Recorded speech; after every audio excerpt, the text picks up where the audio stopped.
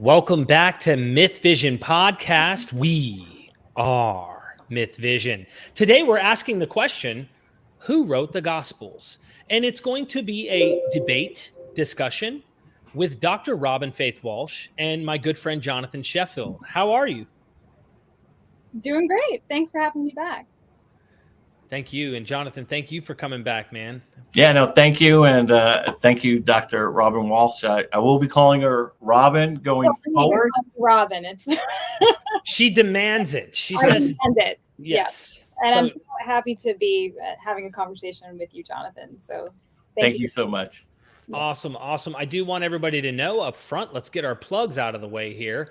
Robyn Faith Walsh has written quite a few books. I mean, she's still publishing stuff, and she is a professor. Is it at Miami? How do I pronounce it? University of Miami. University of Miami. Mhm.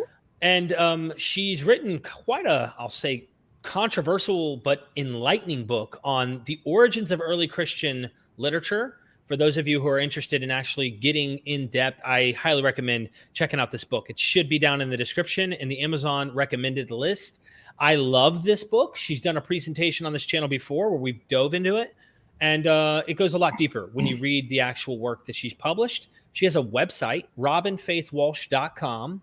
So you can go and check out her background and some of the work that she's done there as well. And Jonathan Sheffield has a YouTube channel. If you notice the intro cartoon on my channels, he created those. All thanks to Jonathan. He also offered something special, and I'll probably repeat this between each of your presentations or whenever we have a break between, just to remind people, newcomers that are coming in. Jonathan offered to create up to 5 30-second cartoon intros for those who are interested in having your own intro made. I know that people who have YouTube channels would be happy to have something like this, but also those who just want a 30-second cartoon made, here's an option. We have 2 more slots in case someone wants to just buy the intro for $250. You can enter the raffle at the end by as little as 5, and then it goes up from there as you see the little banner at the bottom of the screen. At the end of this debate, we're going to have me and my dad. Peek your head if you'd like, Dad. He's going to reach in and we're going to shake it up, and we're going to have a random pick on who won the free, or not the free really, but the intro. So we're going to have a random pick. This is something different we've never done. So I hope that everybody bears with us here. This should be a fun debate/discussion. So go subscribe to Jonathan. Thank you for everything you do, man. Even though we don't come on the same conclusions, we're like best friends, and people hope people recognize that. I also work my butt off. So if you want to help support what we're doing here at Mythvision, you could join Mythvision's Patreon to help support us. $3 gets you in as an elitist. You get access to all the videos. I'm not like making it where you only have to enter certain tiers or anything. Just to get in the door, I'm trying to grow an audience. We want to keep this going. And of course, I shared this information out there. There are hundreds of videos never made public in our Patreon. For those who are new, who've never heard me say this spiel, I say it every time. Come support us. We just launched the Ancient Greek Mystery Cults course. Early bird access right now, and it's limited time. That price is going to go up with Dr. M. David Litwa. So go check out the Ancient Greek Mysteries. We recorded it. We did it, edited it, 4K, high quality. It's a college level course. And last of all, I'm trying to go see Paula Fredrickson. I have a GoFundMe out. Come check us out, support us. Your name will come up at the end in the reel, so you'll be in the credits. And also you can throw questions at me, and if it's something that I think is really good in light of her work, we'll use it and we'll record it. I want to get a bunch of recordings for 2 days with her in Boston. Help make the GoFundMe possible. It is in the description. That being said, I think I am done with the introductions. Did I miss anything on both of you here? No, I like the little Boston accent coming out from you. Hey, look here. No, seriously, I hope that everybody checks out the description, and we will try to keep up with Super Chats so that we can put their names in the little bucket. And at the end, I'm interested to see who wins. It is completely random. There is no political agenda here to try and trick people. You have a chance. Anyone who enters has a chance. So Jonathan's going to go first. And he's going to present a 15-minute opening to kind of give his case on why he thinks the disciples, or at least scribes of the disciples, wrote the Gospels. And then we'll allow Robyn, you have up to 15 minutes. You can use whatever amount of time you want. And then it'll just be what we call cross-examination, but less formal, open dialogue back and forth. Get your Q&As in early so we can have these names in the bucket and we can ready during the Q&A to ask your questions or bring up your comments. And at the end, we draw the raffle. Okay. Jonathan, let me share your screen. Okay. All right. I'm going to mute. All right. And I'm going to start my timer here in just a second. Give or take 10 seconds or so. You would. There we go. Clock. And just let me know when you're ready, Derek. Okay, brother. All right. So we are at 15 minutes. I'm ready. Let me know and I'll hit start. Okay, let's start. To begin my dialogue with Dr. Robyn Faith Walsh, it is essential to note that the nature of this question before us is not a novel one. In fact, it was a focal point of examination during Augustine of Hippo's discourse with the Manichaean luminary Faustus at the end of the 4th century. To provide greater context for tonight's discussion, it is vital to understand the procedural precedent established for this discourse. In this discussion, Faustus alleges that the New Testament textual documents Augustine cited against him were not written by an apostle, but by some pretender under his name, and therefore carried no weight. By way of rejoinder, Augustine tests Faustus's allegation by walking through the legal framework used to identify and authenticate documents in the ancient world. Augustine sets up his argument by asking the following questions. How do we know the authorship of the works of Plato, Aristotle, Cicero, Varro, and other similar writers, but by the unbroken chain of evidence? How is authorship ascertained in each case, except by the author having brought his work into public notice as much as possible in his own lifetime, and by the transmission of the information from one to another in continuous order, the belief becoming more certain as it becomes more general, up to our own day, so that when we are questioned as to the authorship of any book, we have no difficulty in answering. Augustine provides us with two key takeaways. Firstly, the same procedural precedent we apply in determining the authorship of other common texts of antiquity is the same standard set for the Gospels. In other words, there is no double standard. Secondly, Augustine qualifies his answer by appealing to an important legal standard that tests the authenticity of records and other types of physical evidence in a court of law. In legal context, Augustine's citation of an unbroken chain of evidence refers to the chronological documentation or paper trail that records a sequence of custody, control, and transfer of physical evidence. The chain of custody proves the integrity of a piece of evidence. Next, Augustine pursues his argumentation with an objective demonstration of the method. He tells us, take the books now before us. Should anyone after some years deny that this book was written by me or that Faustus was written by him, where is evidence for the fact to be found but in the information possessed by some at the present time, and then transmitted to them through successive generations, even to distant times? Additionally, the procedure accounts for would-be agents publishing literature under the guise of prominent authors to give notoriety and credibility to the work.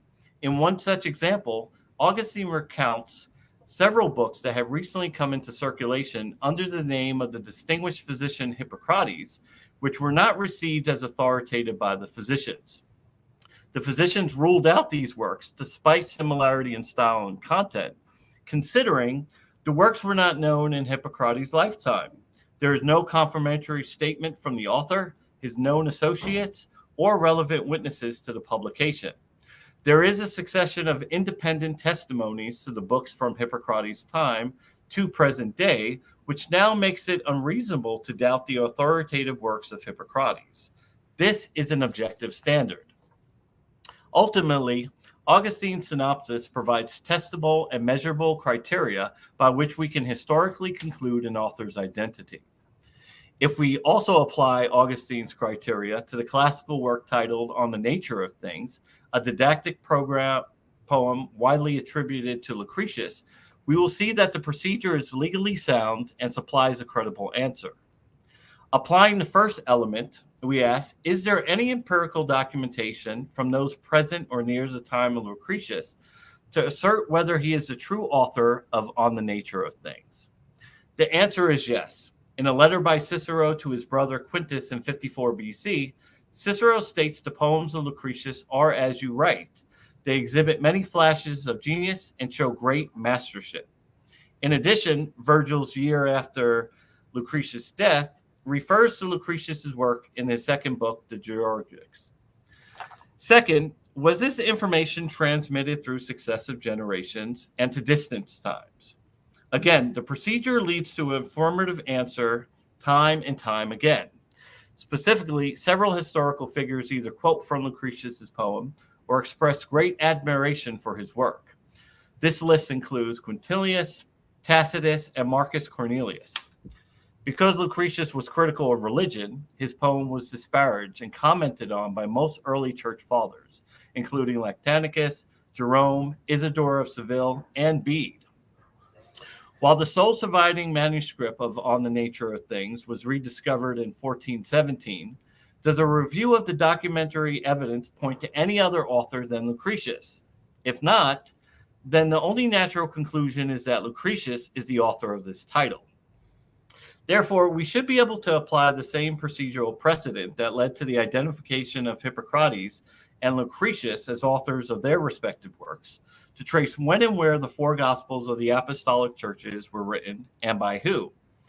As Irenaeus, Tertullian, and Gaius of Rome were able to name some of the authors and provide details for the formation of the so-called Gnostic texts.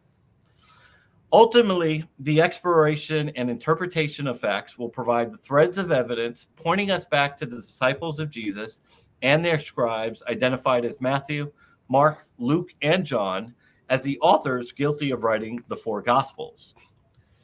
To that end, let's begin by analyzing the relevant facts that convinced the great intellectuals and legal voices of the ancient world like Augustine, Jerome, Eusebius, Origen, Irenaeus, and Tertullian to accept that conclusion. Firstly, as stipulated in their writings, these learned men were able to conduct an objective empirical observation of the church network and determine unequivocally the four Gospels were uniformly received without objection in almost all the independent Greek, Latin, Aramaic, and Coptic apostolic churches, naming Matthew, Mark, Luke, and John as the definitive authors. From the perspective of Augustine, when there is a writing that is spread far and wide and sanctioned by the concordant testimony of churches scattered all over the world, we should naturally have confidence in that testimony. It should not be a cause for doubt. Testimony that should arouse suspicion is exemplified in our observation of the Gnostic factions, who exhibited divergent religious texts with conflicting authorship accounts. Therefore, the evidentiary value of the observation among the apostolic churches is sufficient to raise a presumption of fact that should be accepted as correct until proven otherwise. Legally, our case meets a prima facie standard of proof at this stage in the investigation. Secondly, Irenaeus and Tertullian provided factual support for their conclusions through a legal test commonly applied to ancient documents. They demonstrated the Gospels were found in a place of natural custody, that is, in a place where the writings of Jesus' disciples would be expected to be discovered, like in care of bishops and elders appointed to oversee the churches of Rome, Jerusalem, Antioch, Alexandria, Ephesus, Corinth, Philippi, Thessalonica, and Smyrna, jurisdictions governed, organized, and frequented by Peter, Paul, Luke, Mark, Matthew, and John. This action classifies Jesus' disciples as persons of interest in our investigation, since the available documentation places them at the scene of the crime. This legal principle establishes an inherent measure of authenticity in ascertaining authorship, as was evident in the case of identifying the writer of the first folio. Recall, those records were found in the natural custody of Shakespeare's colleagues from the Globe Theatre, Henry Condell and John Hemingway. persons having an interest in such works and could account for it.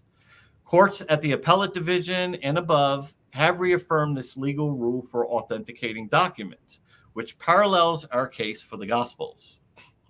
Thirdly, Augustine asks why we would deny the ability of the Church of the Apostles to collect and transmit their writings to posterity, considering that the original seats of the apostles have been occupied by a continuous succession of bishops to the present day. Augustine rightly appeals to the apostolic polity, the form of government upon which the churches were set up and organized that provided a system for the transfer, control, and custody of writings received into its possession. Irenaeus and Tertullian bear witness to this fact, confirming that the apostolic churches can establish a legal chain of custody, proving that the gospel records were always in the custody of a person designated to handle it, for which it was never unaccounted for.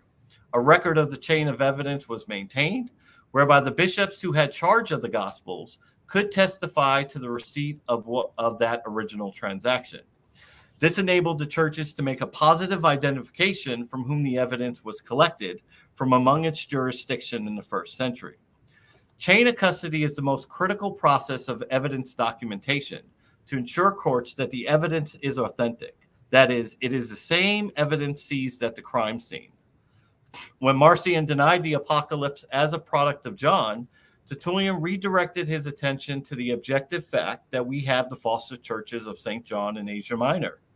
And the order of the bishops thereof, when traced up to their origin, will rest on John as their author. And the self-same process inherent in the apostolic churches also provides evidence to the identification of the Gospels. Tertullian was clear: the churches hold the sure title deeds from the original owners themselves. The testimony of Irenaeus and Tertullian would hold up in any normal court of law based on two legal principles. First, under Federal Rules of Evidence 702, a key factor is the witness's competency in terms of background and experience. Given their roles within the apostolic churches, they are certainly credible to speak on matters of church governance, administration, and its holdings. Remember, the function of the expert witness is to assist the trier of the fact in understanding the evidence. Secondly, the ancient document roll is one of the methods available to authenticate evidence for trial. The ancient apostolic succession list Irenaeus and Tertullian cited against the textual claims of the Gnostics are documents courts would traditionally rely on because they antedated the present controversy. And there's little that can be done to suggest that the apostolic churches doctored those apostolic succession lists to prove a point in that controversy to win its lawsuit. The next lead in building our case comes from Papias, the bishops of Hierapolis. He provides a statement of record identifying Matthew and Mark as authors of their respective gospels. He identifies his source as John the Apostle, a figure who Irenaeus corroborates Papias knew. Contemporary evidence is also made available through gospel experts, found in the letters of Bishop Polycarp, Ignatius, Clement, and the Apostle Paul. This establishes knowledge, possession, and circulation of the writings from known associates of the apostles and whom the apostles appointed to oversee the churches. This evidence is remarkable and it supports the authors bringing their works into the public eye and now classifies the disciples of Jesus as suspects in their investigation. Evidence further supporting these suspects are corroborated in the Marturian canon, Tertullian's works against Marcion, Irenaeus' writings against the heresies, and Clement of Alexandria. Common history from Asia Minor, Rome, North Africa, and Alexandria that all point back towards Jesus' disciples.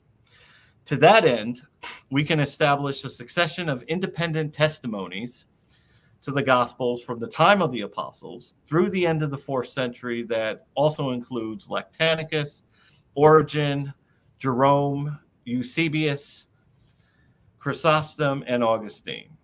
Throughout the ages, this concrete history remained the same up until the 18th century. Well, I'll assume that Dr. Robyn Walsh may dispute some of this evidence. I'd like to emphasize that the statistical probability of the accumulated documentation being incorrect is almost zero.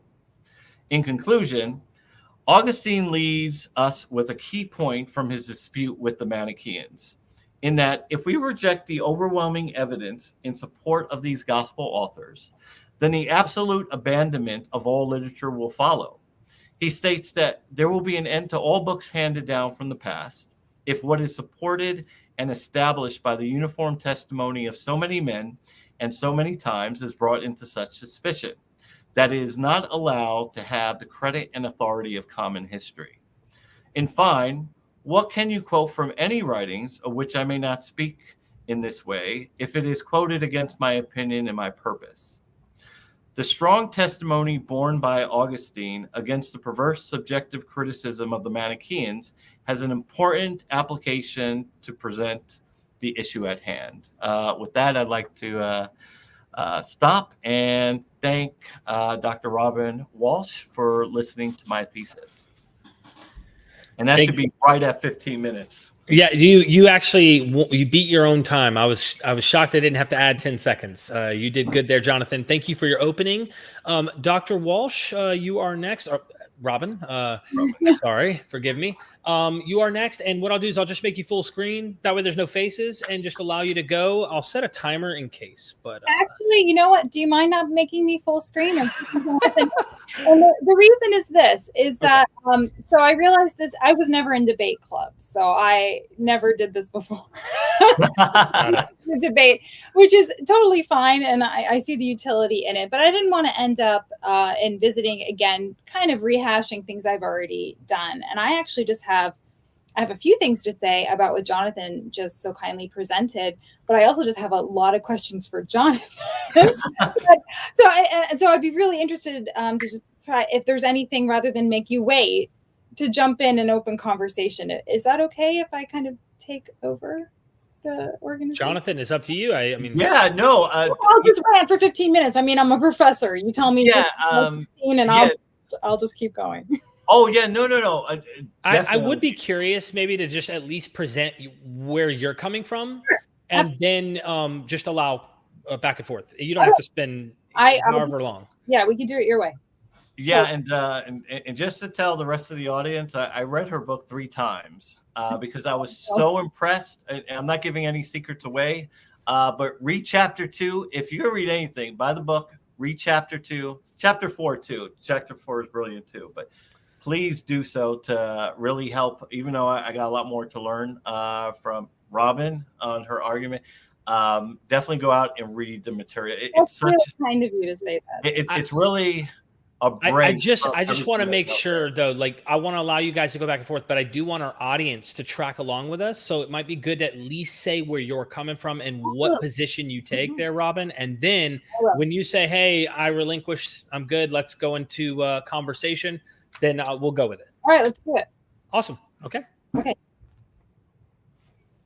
So there are a couple of things that I think are important to understand about my own approach to the Gospels and the Gospel authors in particular. The first is, I'll just kind of state for the record that when it comes to the 2nd century and later, I'm not as interested in the testimony of the Church Fathers as maybe I should be. And the reasons for that are thinking about the historical circumstances of the Gospels and their authorship. I do believe that the Gospels were written in the 1st century. I know that there are scholarly moves towards thinking that there may be 2nd or later.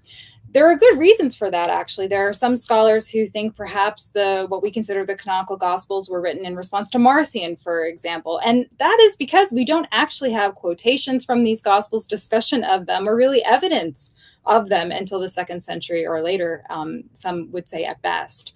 And so with that as a piece of evidence to back up the case, I just want to say that I'm not in that school that says, well, the earliest evidence we have for them is this late date, therefore they must be this late date. I do think that they are from the 1st century.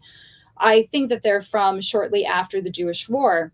There are a lot of reasons for this, among them being that you do have a turn from the interests of Paul the Apostle, who was very much seeming to be in a space that he believes the world can end at any minute, and thinking more about Christ, not about what we would call the historical Jesus. There's a shift after, it seems, the fall of the temple, where you have more of an interest, almost like the temple falls, Jesus doesn't come back.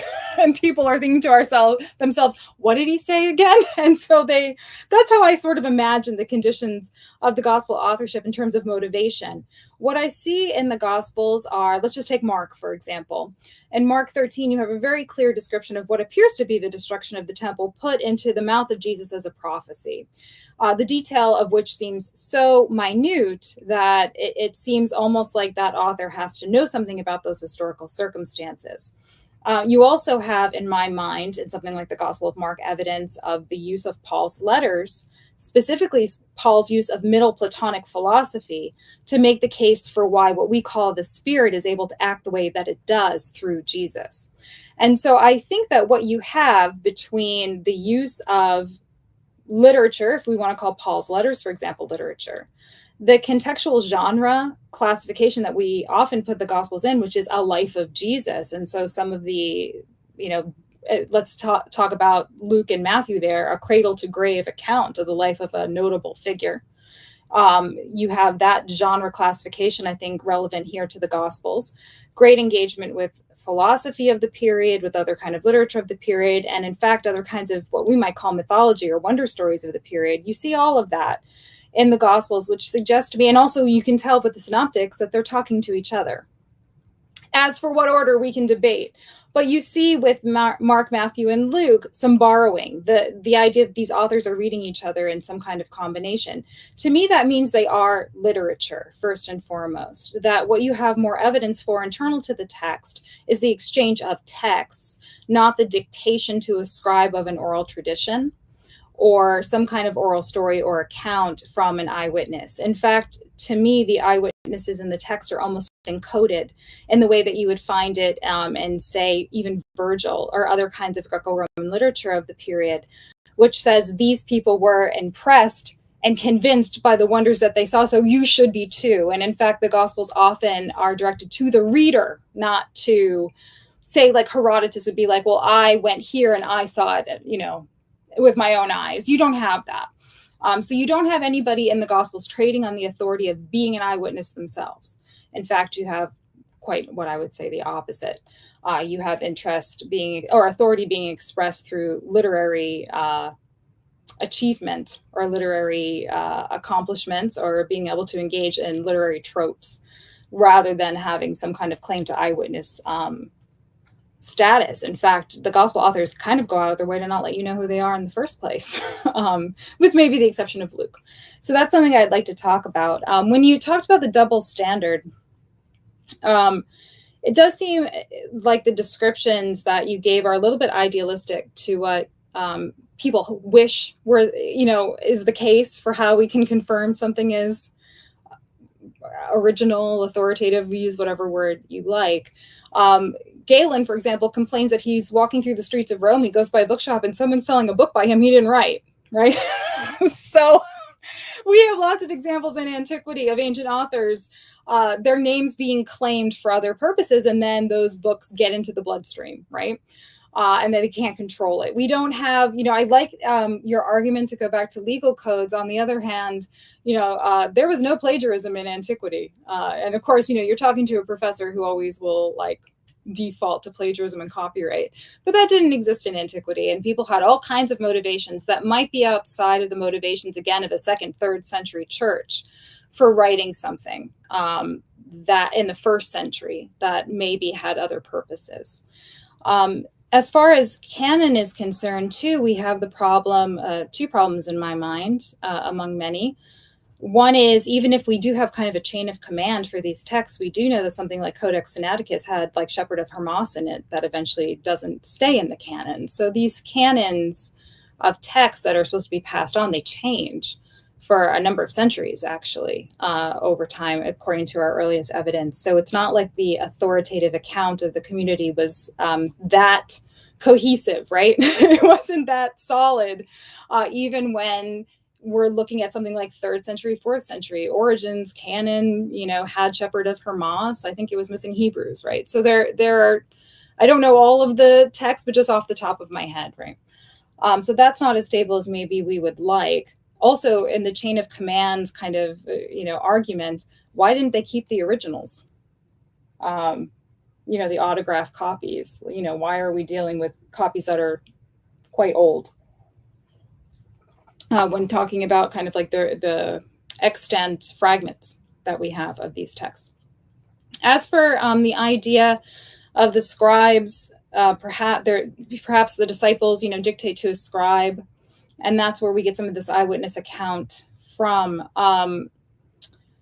The problem with that is it's not even that I sometimes hear that as an argument from both ways. It's almost like an argument from all ways, meaning it's almost like people want the disciples as they're described in the Gospels to be historically real, the way that they are, illiterate fishermen, but also able to engage Middle Platonic philosophy in their dictation of an account of what they witnessed with the historical Jesus, right? So the tension I see there is the tension between our idea of eyewitness and our idea of oral tradition coming up in against what we actually have in evidence, which is very much, again, a literary text, a text written by an author who's been fairly well educated in Greek, who knows the Greek canon, knows Greek philosophy, knows other kinds of literature, and is trying to insert themselves into a literary field that's, again, according to genre, in terms of telling a life story or a biography of Jesus. They're trying to insert themselves. They can't write something out of thin air that doesn't already look like what's already in the literary field, and they don't do that. In fact, they write something that either refers to texts that are already well known, so Matthew always going back to Judean scripture, for example, or, I could talk about some of the other kind of literary overlaps that I see between something like Luke or Mark, if we just want to stay with the synoptic tradition. So I think that is problematic, to want the disciples to look like the disciples of the Gospels, but then also want them to be authors of texts. So that's something I'd like us to discuss. So I think with all of that, my questions really kind of boil down to 5 or 6. How am I doing on time? Am I okay? All right. So here are the questions that I'd like us to address if we can. Why would the Gospels be needed before the fall of the temple? Or why are they needed if we're thinking about a context for earliest Christianity, what we call Christianity? That looks like what Paul presents, which is very much an we might say apocalyptic, but end time, any moment kind of movement. And some people would say it's very much a political movement, Judean political movement. So why do you need a life of Jesus? Why doesn't Paul provide it, for example? He doesn't seem interested in it hardly at all. What is the role of Paul in all of this? So I've already mentioned that, I personally see the Gospel of Mark being reliant on Paul to some extent, but Paul also describes the Last Supper, what we call the Last Supper, and it's not coming from Peter and James. It's coming from another source. Why doesn't someone like Luke really hang on to I was Paul's best friend, right? Why don't we see that kind of reliance on another founding figure whose works are being circulated early on with these gospel texts, if it's there? And then similarly, why don't the disciples trade on their access, or their historical access to Jesus and their authority for being eyewitnesses? Why doesn't Mark start off with, I was there? Why does Luke say that he's talked to people who have talked to people who were there, and he's read a lot of stuff, and now he's writing it down, right? So why don't we have a gospel author saying, I saw this, I saw that, I was there, if that's what the text is trying to convey? Why, too, do we see such a high degree of literary engagement in the text if they are just accounts of eyewitness testimony or eyewitness accounting? Why do we see things like, let's just hang on the philosophy point, why do we see evidence that these early gospel authors are engaging, say, Stoic texts and Stoic concepts? They're using technical philosophical Greek terminology. Even if their Greek is not at a high literary level, they are still using the concepts and the terminology that you would find elsewhere in Platonic philosophy and Stoic philosophy, just for one example, never mind the literary agreements, with things like the Satyricon, which I've already talked about here, so I'm skipping that for right now. And then like I said before, this idea of a chain of command. Why is our material record so poor? If these were recognized as literary witnesses written by disciples or dictated by disciples, why wasn't there more care given to not only the content, because we know that there's some text problems early on, but also to keeping those literary texts in better care if the church is as established, as cohesive, and as recognizable in the first century as the church that we get developing in the second and more established in the third, and then finally the fourth century. Thank you so much, Dr. Walsh. Robyn.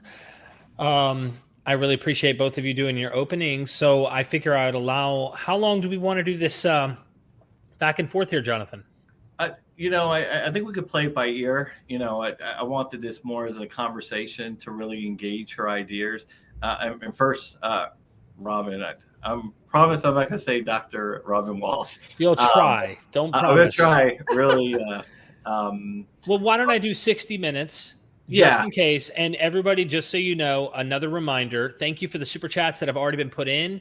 You're entered to raffle at the end. We're going to pull it. My father's going to pull it out of the bag here, or the bucket. And whoever wins, you get a 30-second cartoon, custom made, however you want it. Jonathan's making it. And thank you, Jonathan, for doing that. But thank you for the questions. I will collect them. And then when we're done with this hour conversation, if you want to stop short, we'll go to Q&A. And then after Q&A, once we've caught up on the super chats, we'll go to the raffle. Okay. Awesome. And those are excellent questions. And I think as we discussed, I think one of the first things I want to ask you, because I was just so influenced by chapter 2 of your book, and please, everyone, go out and get it, because I believe Robyn has made a breakthrough in freeing us, or at least the community of scholars or academics I engage with, from moving off the influence of the German Romantics, the German ideology, and taking this approach with her work, which if you're going to read anything, read chapter 2. But if you can kind of talk with us. I'm going to say what's in chapter 2, and then you ask the question. Would that help? Yeah, no, that would be great. So basically what I argue in that chapter is that what we tend to see, even when we start to claim that the Gospels are written by, say, the disciples of Jesus, is that it seems to be understood there that there's a community of people for whom this is being written for it to represent. And that's why we end up actually calling it the Gospel of Mark, or the Gospel of Matthew, Gospel of Luke, say. Let's just stick to the synoptics to make it simple. What you end up hearing are people talking about the Markan church, the Matthean church, the Lucan church, as if, that testimony from that, even if you think it's an eyewitness, even if you don't think it's an eyewitness and you think it's an oral tradition passed on over the years, say, to the traditional dates that scholars cite, or let's just, if you agree, can I say Mark is first, just for the truth? Yeah, sure. I wasn't there, so I'm not 100% sure on it either. But traditionally, scholars say that Mark is first, written in 70, sometime around the fall of the temple, on the basis or the bases of a couple of things. One is that Mark 13 describes the destruction of that temple so concretely. Also, that it seems as though Mark has kind of this short, truncated version of the story of Jesus. He doesn't even start with the baby Jesus. Only Matthew and Luke have a baby Jesus. So Mark is kind of like, if you want like a full cradle to grave story of Jesus, you don't get it with Mark. So it almost, scholars tend to speculate, well, that must have been the earliest version, because it then looks like Matthew and Luke use that as a basis for a both corrected and expanded, more detailed version of their gospel. So usually Matthew's considered number 2, around 80 to 90, and Luke is somewhere like after that. We could talk about those dates if you want. I don't love them either. But the general idea is that you can tell these guys are reading each other, but scholars tend to say there's a community, that whether it's oral tradition or, an eyewitness, these texts are eventually either written down by a spokesperson, by a scribe, by someone representing the oral tradition being passed on by a Christian community or church. And what I argue in that chapter is that you can trace that approach to the Gospels pretty concretely back to the German Romantic tradition. The example I give in the book that just to make it easy to explain without getting into too much like German stuff is the Brothers Grimm, right? So the Brothers Grimm, around the same time as the emergence of the field of the critical study of the New Testament, goes around claiming that they're getting the oral stories of the German people and writing them down to what we consider, the Grimm fairy tales. And they claim that these are the oral stories of the German people going back, hundreds of years, and they represent what they call the folk, the people, the German people. And that methodology ends up being pretty much the same methodology. The gospel scholars are like, hey, like the German gospel scholars are like, so you mean we can get back to the folk, the early Christians, by just saying that this is the oral tradition of their community? There goes a guy. Yeah, no. But that this is the oral tradition of a community. Now all of a sudden we can reconstruct the Markan communities, the Matthean community. They've left the synagogue, and now that's why Matthew writes this thing down, because the people are angry and they want Jesus to have had a teaching that reflects the struggle that they're having historically in their situation, right? So what I argue is that the tradition of the academy, you have the same methodologies being applied to Homer as you do to the Gospels, as you do to the Brothers Grimm. And all of it is a bit of a romantic fantasy that we can get back to these people, that we can get back to a community, that a community was there, that it was cohesive enough to pass these stories on, and that oral traditions are reliable. And so through a variety of different theses, I'm able, I think, to demonstrate that that really is aspirational more so than historical. So that's what the chapter is about. Well, thank you for sharing it. That was probably my favorite chapter of your book. Chapter 4 was really great too. So let's get into some of the questions. And I guess it goes first to need. What is the either political agenda of these works? And I think if we start with sort of, sorry about that.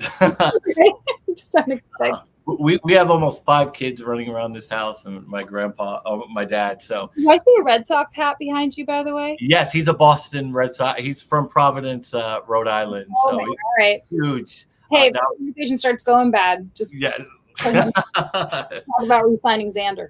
Yeah, so we were real happy for him in '94 and everything, especially. Even though I grew up in New York, it was the Mets, not the Yankees. Okay. So, yeah. So he was mad in '86. So Buckner. Yeah. So let's talk about the Gospels, the need. So let's start off with Mark per se. And I think what we see with Mark is there was a need in Rome. And I think some of the information that we can gather from Justin Martyr, from Hippolytus, there is an account of Simon Magus coming into the sort of network of these believers and starting to challenge their theological perspective or create his own narrative. This brought about Peter to come into the area. There was a need to sort of hold the narrative per se. And I think this need, obviously, of the people, you have other groups that are coming in to try to maintain the narrative. Those reaching out to Mark to go ahead and compose what, Peter, and hopefully we're on the same page that we can place Peter in Rome. Maybe not for 25 consecutive years, like the Roman Catholics say, but we do have documentation that does place Peter in Rome at some particular time or throughout his tenure. He did have some sort of oversight of that jurisdiction. And the fact that the Christians did have other groups coming in to try to gain the foothold on the narrative. This publication that Eusebius says was authorized by Peter to go out to the churches did help solidify that narrative. And I do think, given that the whether it's myth or propaganda, even in the area of Judea where we believe that this all began, I hate using the word Big Bang. I know probably not the biggest fan of it, but we do have this explosion that does begin in Judea. I think, even from the writings of Tacitus, he does trace what he felt was a crazy superstition coming out of Judea, working its way to Rome.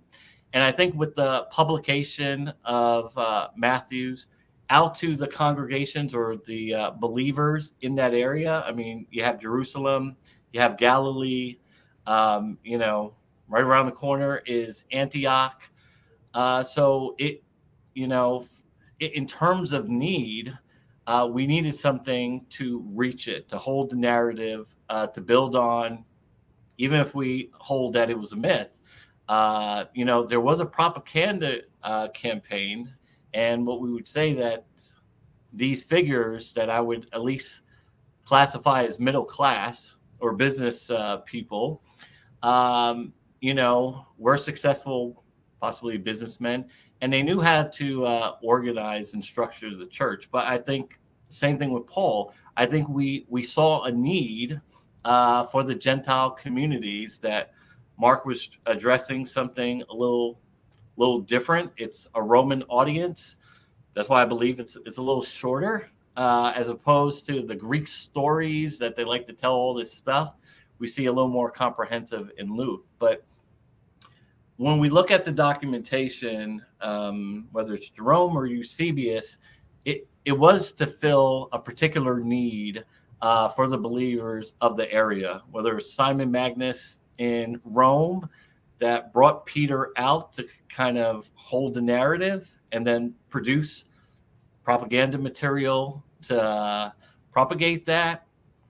I think the writing served a specific purpose in building the churches, holding the narrative, and promoting this sort of school of thought or ideology against other groups that were creeping in, I would say is the apostolic churches had to fend with probably the next 200-300 years until it got state power.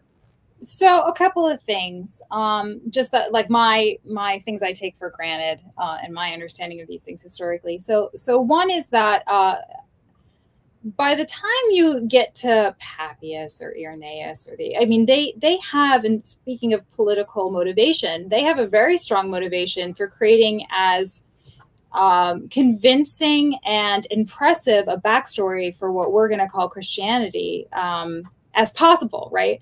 So they have some very poor material to work with, right? Like I know there are church traditions about what happens to Paul, to Peter, to James, but we don't actually know what happened. Like, we don't even know what happens to Paul. Like, he writes a letter to the Romans, like, please fund me to come to Rome, and then I think I'm going to go to Spain, and then like he stubbed a toe and died for all we know. I mean, like there's a church history that, he goes to Rome, he's executed. I think he's supposed to be beheaded in Rome, right? But we don't actually know this, right? In a concrete way that isn't kind of a retrospective that also happens to serve the purpose of creating this august history for Christianity. And also, Paul never said he was a Christian. He remained a Pharisee his entire life. It was a Jewish movement. And my reading of Paul is not only that Paul, while he didn't think the law pertained to Gentiles, it makes sense. They had a different covenant that was being established with the God of Israel through the death of Jesus. And Jesus becoming Christ, but he still saw the law as operational as a covenant between the Jewish people and their God, and one that he still, when suitable for him, always defaults to I'm from the tribe of Benjamin, like I know, I know the text, right? And so his whole thing is that he's interpreting the Jewish scriptures for these Gentiles. And so the thing is, I'm not sure that Peter ever saw the need, even if, say, he did go to Rome, to have to, this is why I said, both where do we see Paul in all this, and what happened to the apocalyptic part? When the Big Bang that you were referring to is something that I argue in my book, which is, we seem to think that Jesus came, he's like, here we go, and everyone went pop, and then it's just like Christianity. We all know what this is. We're all just going to convert to this already established thing that already has a hierarchy and it has churches, and we have to hold on to this thing, and we've got to like send out the message, and we're super organized and we know exactly who has authority and who doesn't. Paul and Peter can't even agree on who has authority when Paul's alive, right? Like again, read of this is that Peter and James were like, who do you think you are? To Paul, like, you weren't there, like you weren't a part, like you didn't know the dude, like you weren't a part of this thing at all. And so you go play with the Gentiles, we'll stay here in Jerusalem and like do our thing. So that's my fear, is that when we lean on the 2nd century and later, or when we lean on the testimony of men like these church fathers who are trying to obtain their own authority as leaders of a developing church. I don't deny that the church is there and beginning to organize by the 2nd century, certainly, right? By then we have Pliny and Trajan talking about like, what do we do with these Christians, right? So we know it's there, right? I don't debate that. But they have their own reasons for saying, my account is correct. I know the real story. I know the foundation. This is the authoritative account. And I know it's authoritative for these reasons. You see the strategy, I think, in these later church authors, and even a greater motivation among these, I'm not church authors, church fathers. You see even a greater motivation to establish a textual tradition and a history that can go toe-to-toe with any other ancient Mediterranean religion at the time.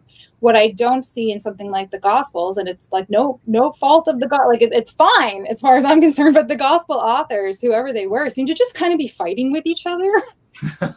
Like, Matthew reads Mark, or like hears whatever, like however you want to imagine publication or transmission. He's like, where's the Judean scriptures? Where's the Hebrew Bible?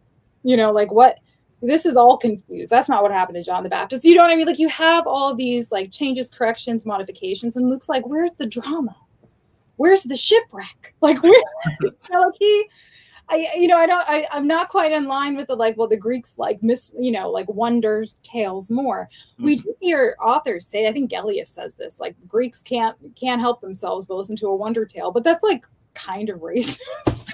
Like it's like kind of ancient, like, oh, the Greeks, so we want to be careful about like that kind of testimony, to be like, all people are like this. I don't know if like the Latin speakers would have wanted anything shorter or longer than what we find in something like Mark, but I can tell you that in Mark, what about the Messianic secret.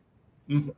So the Messianic secret is a theory that scholars have had for years, that goes back to a scholar named William Wordy. I think that's how you pronounce his name, where, Jesus, he keeps telling people, don't tell anybody about the miracles I'm performing. He performs a miracle and he's like, shh, don't say anything. Or like one of the disciples will be like, I think you might be like Elijah. Maybe you're John the Baptist, like reincarnated, or like, resurrect. And he's like, shut up. He tells people to be quiet all the time. And so some people have interpreted that as a theological message that, not about the historical Jesus per se, but, like he knew that he was going to be the Messiah and he had to wait to the right time to fulfill that destiny. And so people couldn't figure out who he was in advance, right? He had to, the structure of the story is that the reason Jesus keeps this secret throughout Mark is that he's waiting for the correct time to be revealed as the Messiah to usher in the next stage, which is his eventual death and crucifixion and death and resurrection. The thing is, every single time, people are struck with wonder and they're dumbfounded and amazed and like, who is this guy? And I can't figure it out. That's all over ancient literature. Whenever you have something amazing happen, the eyewitnesses don't understand who the person is. They don't know what's going on. They look at each other completely dumbfounded and amazed, and they wonder who the person is. Like, this is just like paradoxography, Virgil, like it's all over the place, right? Mm-hmm. So that's where I start to get a little bit like, this just looks like the kind of literature stories people like to tell. So why do we have to imagine a disciple, a scribe, a church? Maybe these, let's call them Christians, are just writing their version of the story about their miraculous figure, about their, son of God. So, okay, I've been talking for a long time. Yeah, no. Sorry. No, it's really good. Let's talk about Paul a little bit, and I'll give you sort of my take. Obviously, when we look at the traditional figures of the gospel narrative, Peter and John. Now, Paul is the sort of expert. Now, and I think what we see going on with that, because if we look at his sort of ministry journey from 51 to maybe 57, going around the sort of ancient world, Paul kind of served for what we see in Jewish tradition, the responsa literature. So for me, Paul is writing to, I would say, established churches. He's writing to Rome. He's writing to Ephesus. He's writing to the churches that were set up. And, and you made an excellent point, is all these theological disputes. Christianity has never been unified. I mean, we see even between Asia Minor and Rome on the date of when we observed Easter. Irenaeus tells us about it. Polycarp, it's like, can't even get your days right. And we're disagreeing. But I kind of look at, we have the structure of the church as far as this growing movement. It begins in Judea. It moves over into Rome. It starts spreading. And Paul is having to deal with all the laying down evangelical precepts. And these letters that Paul, I believe, is writing to these established churches. They're dealing with now the issues of the Gentiles.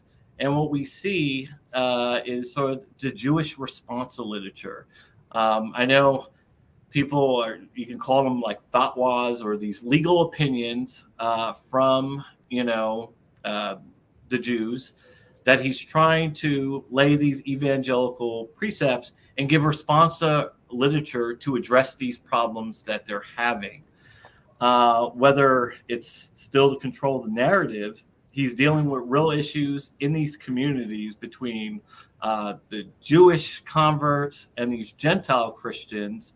And by way of responsa literature, and that's why we see something a little different with Paul's letters, is he's really addressing the evangelical, or the laying out evangelical laws, and he's dealing with all these problems that are happening in these different communities. Corinth. I mean, the problems in Corinth.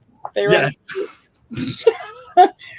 Yeah. So what are your thoughts on that from the responsa literature side? Yeah. Of what he's doing there? So I think Paul is, I don't think that those groups are cohesive. I don't think that the churches are in really great shape. I would say probably Galatians and Philippians, like, they're okay. He still tells them he hopes they castrate themselves. Yeah. So he's not, like, what seems to be going on is Paul goes to these places. There's an interest in Judean scripture.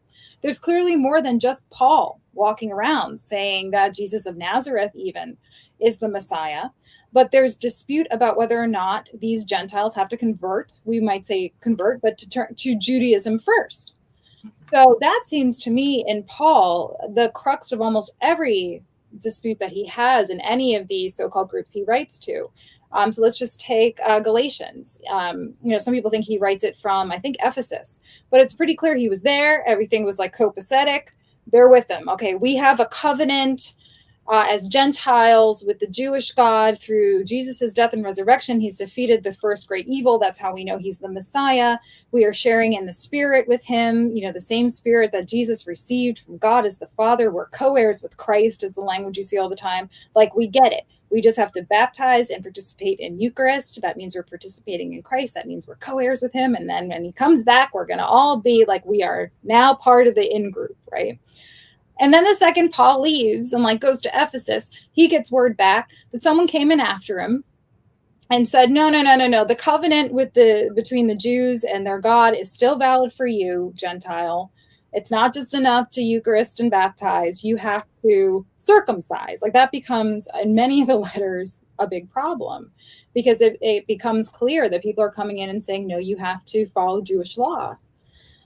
So I can't quite see I can't quite say that those churches, like while Paul is trying to create law for the Gentiles as quote unquote converts to this movement, it's not exactly working. And then in Corinth, I mean, the problem in Corinth, as I see it, is that they have taken the idea that they are already living in the end time and running with it. That's why they're going to the brothel. And that's why, Paul has a big problem with that, because they're going to accidentally share the spirit with a prostitute, right? Mm-hmm. So if you read those texts, it's just chaos. So the idea, and the problem that he repeatedly goes back to, I don't see as much evidence for Jewish converts in those letters. I see Paul trying to make the case for a new covenant between the Gentiles and the Jewish God, because as an interpreter of Judean scripture, Paul thinks a certain number of Gentiles need to come back into the fold.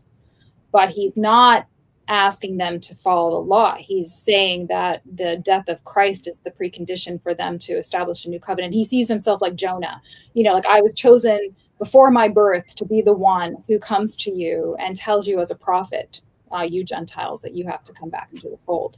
So I see him with a very kind of, I don't see him going out to establish churches for now and forever. I see him going in and trying to get a certain number of Gentiles to understand the cosmic situation with the idea that Christ is going to come back as that predicted Jewish Messiah, not that we better pick our bishops now.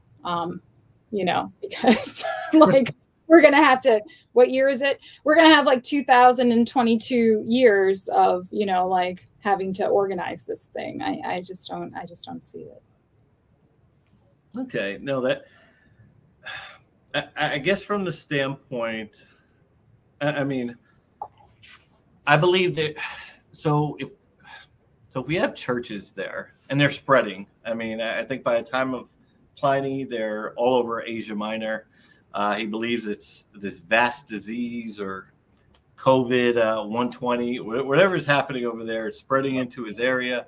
It's getting all over the place. And, even from Tacitus, we see, what was happening in Rome, which... Is that the Crestus passage? Huh?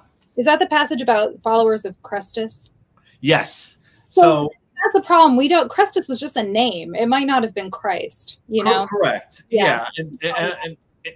But the one thing I take away from his passage on there is that there was this evil superstition. It had spread from Judea into Rome. It's abominable. This group, you know who also got kicked out of Rome, which as a humanities person, I really appreciate the mathematicians. Yes. So it wasn't just like the followers of Crestus, whoever they are, but Judeans, Jewish people were often kicked out of Rome for interpreting dreams. Mm-hmm. Mathematicians were kicked out. People who were calculating like birth dates and death dates, which kind of creeped the Romans out. Sometimes, depends on their mood. Sometimes it creeped them out. Sometimes it didn't. Anything that they decided they didn't like, they would just call a superstition, and they would just kick these people out apparently, and pass some legal code. But it was almost like a little bit fitful, it seems.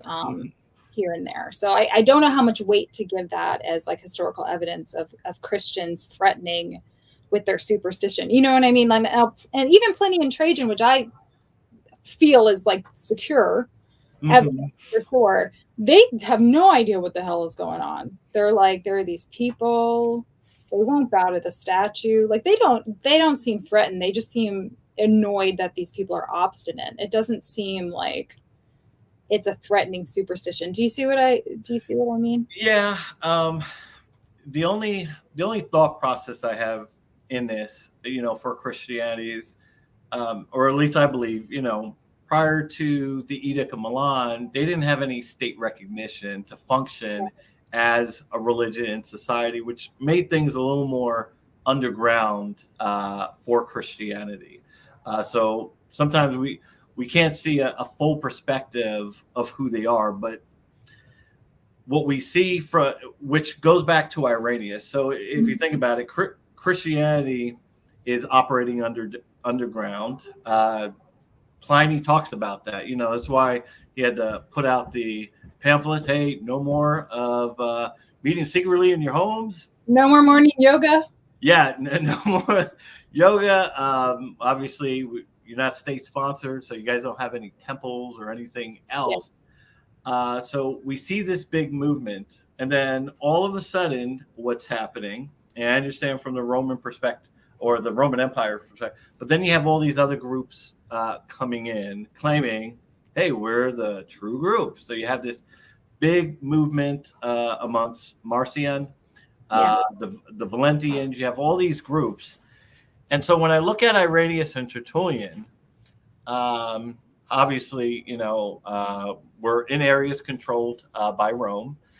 Now they have to come out and speak and bring a little more light on how the churches function. How can we substantiate our claim? And so they're coming out of hiding, and what they do, because there's a whole lot that we can't see in the first century that we can see in the second, but I think it's really predicated on the attacks from the Gnostic communities. And so we see Tertullian, we see Irenaeus, but they give us an inner understanding of the working of the church government. And for me, this is where, and maybe I'm 100% wrong. I could be, but this is where I have a hard time coming over, because when they explain that system or the polity, here's how the churches were set up, here's how we were organized. We see this mass movement, at least by 180, 190, it's at Carthage, it's all over the place. And then even though we have all these different theological differences, I mean, Tertullian came a monetist, we see differences in Irenaeus theologically, but we see the same writings, and they use this big government sort of organization, how they were set up, which explains what we see empirically for Christianity. And I mean, they all do come up with these four gospels. Yeah, but they have to, you know what I mean? It's kind of like, to my mind, like, I'm almost a little bit agnostic. Like, yeah, sure, maybe, like maybe one of these guys talked to an eyewitness for all I know. I don't really care. The reason I don't really care is because it still doesn't, it's almost like I think we could find common ground insofar as it doesn't change the fact that the Gospels are engaged with the literature of the age, right? And that's the thing that I'm trying to push back against, like the idea that what we have is this completely idiosyncratic, never seen before, not based on anything but the oral tradition of a church that goes back to like the foot of the cross. We just don't have the evidence of that, or you would have just had one authoritative account maybe, or you would have not have seen the same literary borrowing. I mean, what you have with the Synoptic Gospels, Matthew, Mark, and Luke, are three guys writing three different versions of a story, but with different points of emphasis and different texts that they're engaging with. And so it's that literary level that I just don't think we can divorce in terms of like, who were these authors, divorce them from any association with the literary world that they're in, because they are writing literature. So however that's then treated in the second century, that's why I started off my, rebuttal 15 minutes by saying, like, I kind of don't care about the second century and later, because, whatever the motivations of those guys were, as you said, there's kind of these church fathers are taking a stand, and they're trying to come up with an identity, and they're trying to come up with a history and a foundation for this thing that they are trying to lead. And so they have, in my mind, even more motivation to say, here are three versions. I mean, we know there were many more gospels than the four that made it in. And especially in the face of challenges from the people, we tend to call quote unquote Gnostics, just didn't end up being authoritative, right? Or part of what's considered now the orthodoxy. Yeah, they lost the lawsuit. So exactly, they lost the lawsuit. And so there's a lot of motivation to create that kind of cohesion, and to imagine an early cohesion that, this is why I think our conversation about Paul was so important. Imagine an early cohesion that maybe wasn't there. That's not to say there weren't people sympathetic to Paul. There weren't people who were baptized and participating in Eucharist and like fully, again, like Galatians, Philippians, like more or less like in with this movement that we now call Christianity. I'm not trying to deny that, but the idea back to the Big Bang that, It was that simple, right? It was that simple. And we're just so lucky that we had Peter dictating to these guys. You know what I mean? Like that, like he just happened to be in Rome. And like even the point about like, let's say Mark is shorter because it was meant to appeal to a Roman audience. That's still a literary intention, right? Mm-hmm. And so that's where I just start to like agitate against the thesis that like these must be the disciples and it must be, you know, eyewitness, and it must be, it can be both. Mm-hmm. I decide though more on the side of, I think this is after the war, because I see a historical circumstance where, unlike with Paul, you have concern before that war in Paul. And from what we can reconstruct from the people he calls opponents and super apostles and whatever's going on in Jerusalem, what we have more evidence for is an idea of, again, like an apocalyptic, Jesus has defeated death. It's the great evil of the world. We know he defeated it because he's resurrected. That means he's the Jewish Messiah. That means the end time is coming, and we're going to vanquish all of our earthly enemies, including Rome, especially Rome. And, you know, he's amassing his heavenly army, and he's going to come down, he's going to kick butt, and then we're going to all live, you know, in this, you know, kingdom together, right? That seems to be, that's why he's Christ Jesus. That's why, you know, Paul says like, what, 3 things about the historical Jesus? You know what I mean? Like he doesn't care. I mean, it doesn't behoove him to care anyway, because he didn't know him. But like, it doesn't, like, that's not where his authority comes from. Paul's authority comes from speaking to the risen Jesus, to the resurrected Jesus, not to the earthly dude. Whatever that dude did, the earthly Jesus, whatever he said is secondary to the fact that he's died and resurrected. That seems to be what this earliest church is the most concerned about.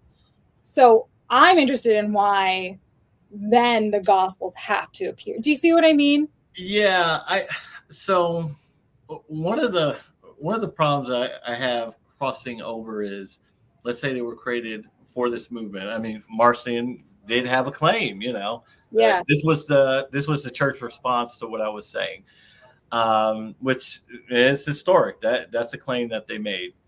My problem comes to opportunity. You just lost, you know, the 94 Red Sox, or, you know, you just lost your starting lineup. Okay. So you have all these central figures, Peter, Paul, John, Matthew, Mark, Luke. You have your starting lineup. 2022 infield. Okay. Yes. Yeah. So we'll go with the infield. Okay. So I've got you have your death lineup. You have the story. I've got Casas. All right. Yes. My problem is after 70 AD, you don't have these, presumably you don't have any of these figures anymore, or any of these leaders, those that are performing oversight to lead this particular movement. And, you know, when we look at, you know, like the Islamic text, you know, you have the caliphs. Bukhari was able to go in and send out a text to all these different provinces under their rule. They were able to burn the other stuff. You know, even with Homer, you know, you sort of had your Pisistratus. You know, you had someone to kind of organize the effort. And so for one of the things for me, for cohesion, it's almost like this needed to happen before 70 AD. Leading us back to these figures, whether they're myth or history, or they're just making stuff up to hold the narrative. You don't have anyone until Constantine, or any real figure over the universal church until that time. After 70, you just lost your starting lineup. Who's doing all this stuff? Who's organizing with the other churches? Because we see all these fights. Well, so I don't want to abuse the Red Sox metaphor too much, but it's helpful. I mean, like as much as I want to see him turn out on his ass, Paul is the Heim Bloom of this organization. And so like he's in part the one who, in terms of text, like just from the perspective of the authoritative nature of text, like it's not the case that we don't have something. We do have Paul. Mm-hmm. What I think that the thing that I think that brings to the fore, though, that we have to contend with is, again, remember I was saying before, like it's not just even having it both ways, it's having it always. Like these guys can't be the illiterate Galilean fishermen and also like, you know, caretake the literary tradition that will become the foundation of the church through the, you know, through the judgment of someone as highly educated as Irenaeus, right? Or Augustine. Oh my God. Like Augustine is like, according to his own testimony, the smartest guy in the world. Mm-hmm. Right? Like he didn't even have to go to school. He was already just like smarter than everybody. But like these guys are like high literary guys, like they're eggheads, you know, these later guys, like these church authors, they're eggheads. And to, you know, when it's such a common thing in antiquity to have a text that you want to give a name to, I mean, we see it in the, you know, in the Hebrew Bible too. Like we have texts that become representative of a story that people want to latch onto as a foundational story for later purposes, and to, I mean, even just as a scribal organization tactic to give them a name, right? So that you start to kind of codify that history. I don't see that as particularly threatening to the message contained therein, particularly if some of the source material is something like Paul, right? Who was there early on. He maybe didn't know the historical Jesus, but he was there. In the early stages of what we consider church formation. So to me, it's not that bad of a thing if it turns out that it's not such a linear development, right? Or that you have certain texts that by giving them the names of disciples, right? Or associating Mark with Peter. I think Papias does that. I think Papias says, you know, no, Irenaeus says that Luke is a companion of Paul, right? Like, so if I remember this right.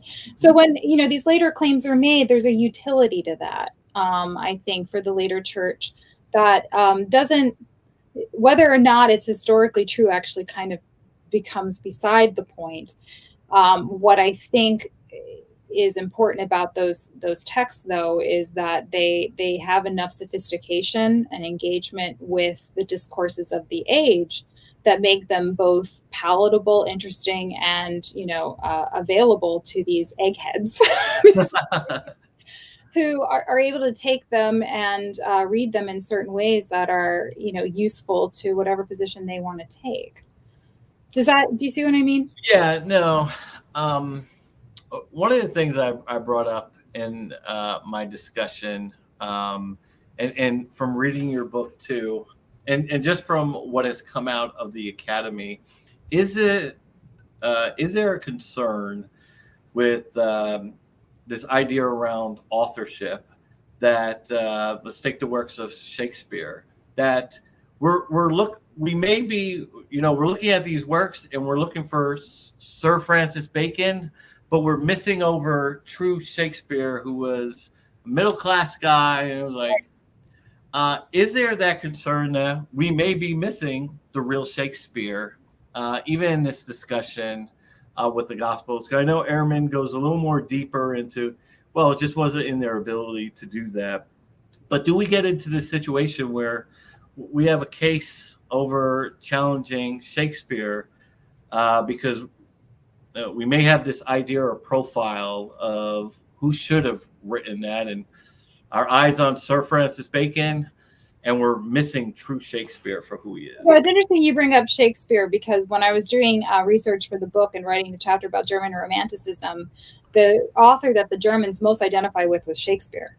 Mm-hmm. And I thought that was really odd, given the relationship between Germany and England. You know, but that the Germans would latch onto Shakespeare as the author, you know, par excellence, capital A author. And it was because they claimed that he captured the language of the middle-class, low-lived Elizabethan. Like he captured the speech of the common folk. And so that's why he's so important now. Like, forget the fact that he's copying every Greek author I've ever known, Arlo, and you know what I mean? He is the author of it. So to me, like, to go in that direction kind of smacks of that same thing of, like, you know, the genius author who represents all people. I actually think it's much more interesting in terms of a sociological development of early Christianity to think to ourselves, like, what if this wasn't the scribe of, you know, the disciple who wrote this, but a dude after the war who's like middle class? We know that there are no, from the work of John Kloppenborg, There are no Romans at the level of senatorial rank supporting any kind of Christ group before, say, the 3rd century, right? So even though this is kind of like occasionally considered a superstition, or there's some concerns about early Christianity and its so-called legality, we still know that obviously the church fathers are functioning, that these discourses are going on, like it still exists, right? Mm-hmm. And occasionally, they need, Paul's asking for it himself, some kind of, sponsorship, some financial sponsorship. We know that kind of thing is going on. But it hasn't reached the upper class, right? Like what we might call the Roman upper class, until the centuries when you start to see it creep into, say, I don't know, the imperial household, right? So it starts to grow, certainly over time, and starts to gain the interest of those who are more elite. If these are sort of, the gospel writers, I think, are educated, they know Greek really well. They're not at the level of, high Greek literature. They're not that bad, and they're not as bad as some of, like the paradoxography stuff. Like some texts are like really unreadable in Greek. These are people who have had enough education that they know Plato. Again, they know the Stoics. They've probably read Homer. They've probably read, they've been taught in school. Like we've all had to read Hemingway. We all had to read Shakespeare. We all had, right? They know the canon well enough to know, like, this is genre structure, this is the terminology to use, this is what I need to engage, particularly to appeal to Gentiles, right, and tell them this story. So I think you see that in the Gospels. If these were more, quote unquote, middle-class authors, that's really interesting. And that's why I don't want to get locked into, this is the oral tradition of the disciple, right? Mm-hmm. I want to know, like, I can't tell you for sure, and none of us can, and this is the unfortunate thing, but the thing that gives me a job. None of us can tell for sure, is this the oral tradition? If it is, which part of the oral tradition, which part isn't, which part is like, like we break these texts down to like, these layers, which one are the real sayings of Jesus, which ones are the ones of the community. Like people have spent hundreds of years doing this, trying to break it down, and we're still none the wiser, right, as to who this represents, in terms of the earliest Christians or not, or a Christian community or a Markan community or whatever else. But what I can tell you is, based on this Greek, I can tell you something about that author. I can tell you something about how they went to school. I might be able to even tell you where they're writing from if you look closely enough. So I might be able to tell you Mark is in Rome, right? Without the church fathers. And the church fathers were closer to it, so that they may not have had any personal information, but they might be able to tell from the way it's written, like, well, that's how people wrote texts in Rome, right? Mm-hmm. But we just don't have enough text surviving, right? So to ask those questions to me are much more interesting, because we're just going to spin our wheels if we keep asking, like, who does this author represent, rather than say, who is this author? And so that's why I want to spend more time trying to say, like, I don't know exactly who's around him, but I can tell you that Matthew's reading Mark, right? That Matthew really likes the Hebrew scriptures and thinks that they're important, that Matthew's really writing a cradle to grave narrative. And so he's probably read X, Y, and Z. These are the texts he knows, like that's the kind of thing. Or Luke, he's read a Greek novel. I can tell that, right? Mm-hmm. No. Yeah.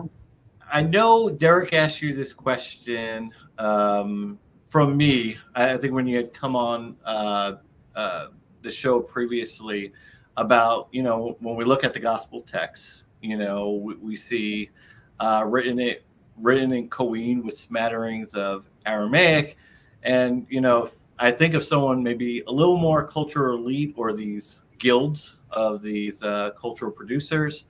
I think of someone writing in the Attic or the Ionic Greek, someone from a good school, obviously, I went through the Brooklyn public education system. You went to Brown. There's going to be a difference in our writing quite a bit.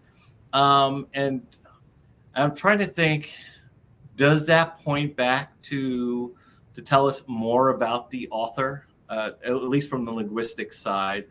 Yeah. And I think the thing that, that excites me too as a historian is that, okay, let me give another example from Paul, just kind of illustrate it. Paul is only one of the only Middle Platonists left, right? Like this period between like 1st century BCE and I don't know, around, like people change the dates, but like this period when Platonism is still popular, but Stoicism starting to emerge, and the theories of Stoicism that help us understand the physical world kind of merge with like the ethics of Platonism. And you get kind of this mishmash of something we call Middle Platonism that kind of borrows from both traditions, right? Philo is in that tradition, Paul is in that tradition, and there are like 5 other dudes. So there's like a book by John Dillon that's kind of old now that's called The Middle Platonists, and like he should include Paul because it's like 5 dudes. That's all that survives to understand. It's maybe 7, but you get my point. Like there aren't that many texts that survive or authors that survive that represent this philosophical movement. What I wonder, like, I'll just I'm not co-signing this theory, but let me just throw it out. Why are the Gospels anonymous, right? So like assume that these later attribution, what if they're enslaved Judeans after the war, right? So they can't put their name on it. So now all of a sudden in our zeal to, tie these texts back to some kind of authoritative beginning that maybe we don't care as much about as Papias did, we have now erased an entire enslaved population trying to write a text about their experience in Judea, right? Those are the kind of things that I'm interested in trying to reconstruct, because to me, that's a lot more compelling. Again, I'm not saying that I know that for sure, but when we start to think like, why would this be anonymous in its first instance? Rather than have those names attached. Why doesn't Mark start with like, "Hi, I'm Mark"? Why does he start with like without? Luke could have he has a preface. He could have very easily been like, "Yeah, I was Paul's doctor," or like whatever. Like, he could have said it. He didn't do it. It would have been a hell of a lot easier for the church fathers if they had said it. Or they could have just like, I don't know why one of these guys didn't just go like, "Hi, my name is Mark." You know what I mean? And like add it like just at the beginning of a document. Yeah, so a couple of things on that. Now, my theory, and take it for a grain of salt, my point is that they were underground movement. Part of discussions I've had before with Dr. Richard Carrier is that there was this, investigation. What we see with high officials of the Roman Empire meeting with Paul and other figures is similar to what they were trying to do with the Baculi. They see this underground movement. It may pose a threat to the state. And then you have this sort of big explosion on scene of these groups. Nero, in my mind, it had to be a big enough group for him to kind of blame him for the fires. And they're exploding all over the Roman Empire, and the different administrations are trying to understand, how do we deal with these groups? And, we see kind of Trajan. I don't want to take the same thing that Nero did. Let me just quell them. And I think about, okay, you got this huge movement. I don't want to know who I am because we're publishing this. The churches are going to know. We're going to give it to them. They'll sort of have that seal, or at least in Luke, I see this Hippocratic style of a physician, at the beginning, maybe, and then in your book, I did like the parallels from the Satyricon. I hope I'm pronouncing that right. Satyricon, but yeah, close enough. Yeah. And, what I see there is, okay, is the story in that work,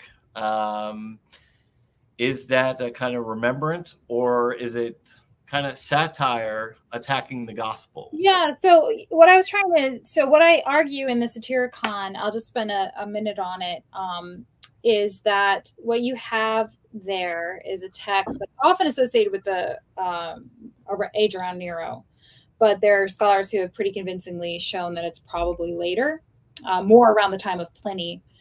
And what you have there are stories that a lot of them kind of echo things that you find in the Gospels. So the widow of Ephesus is usually the most salacious one, which is there's a Roman soldier guarding 3 crucified men. He hears weeping in a tomb. He goes and he finds a widow who's, prostrate in grief, because her husband has died. And so he basically orders Uber Eats, and he he brings her food and wine, and he spends 3 days and nights in the tomb with her. And the way the text says it, it's very nice. It says that, and then they're overcome with what tends to happen when you're a little bit drunk and have a full stomach. Yeah. So some amorous, interaction happens between the two. And so basically she has a new boyfriend, like by the time the 3 days and nights are over. So the Roman soldier leaves the tomb and realizes that the body of one of the men on the cross has been taken down by the family. And so the cross is empty. And so rather than, he knows he's going to be put to death by the Romans if they find out he abandoned his post. And so then they come up with the idea, well, just put your dead husband's body on the cross. He's not using it. The text is something like, better to use the body of a dead man than kill a live one, something like that. So they put the husband's body on the cross, they leave the tomb empty, and they, go off to, for their second act that we see off screen.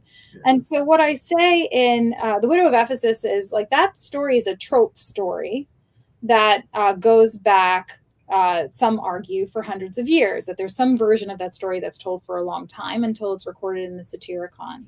But it so mirrors, 3 men on the cross, the empty tomb, the Roman guard. There are so many things that sound like somebody who kind of knows something about Christianity. And then there are other things in the Satyricon that kind of back that up. There's a character named Trimalchio who has a meal the night before he thinks he's going to die. And a cock crows, and he tells his friends, when I die, divide my body in blood. There are so many things in that story that you're just kind of like, and also because if this guy is in the intellectual circle of Pliny, it makes you think like, okay, so these are people who are aware of this thing called Christianity potentially. Mm-hmm.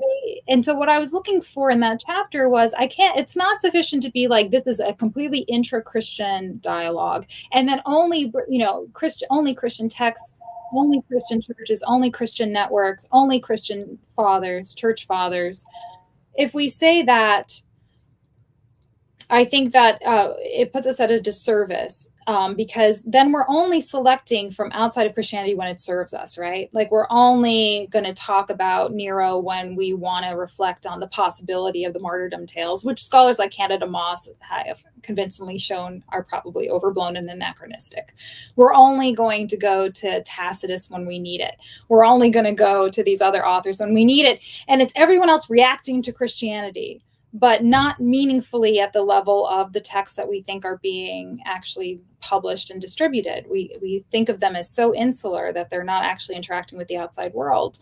And so what I wanted to show is like, not only do I think the Romans are aware of early Christianity, as they've shown in other political contexts, but they're probably aware of some of this literature. And in fact, they're making fun of it. Mm-hmm. They're actually like saying, you think what now? But it shows that literary level, right? It shows that literary exchange, that this is not just about churches and oral traditions and witness testimony. It's about texts circulate. They sometimes circulate wildly. And I think that kind of wild circulation or unbridled circulation is why you can have something like the Satyricon. We can start to think about it maybe interacting with some early Christian texts.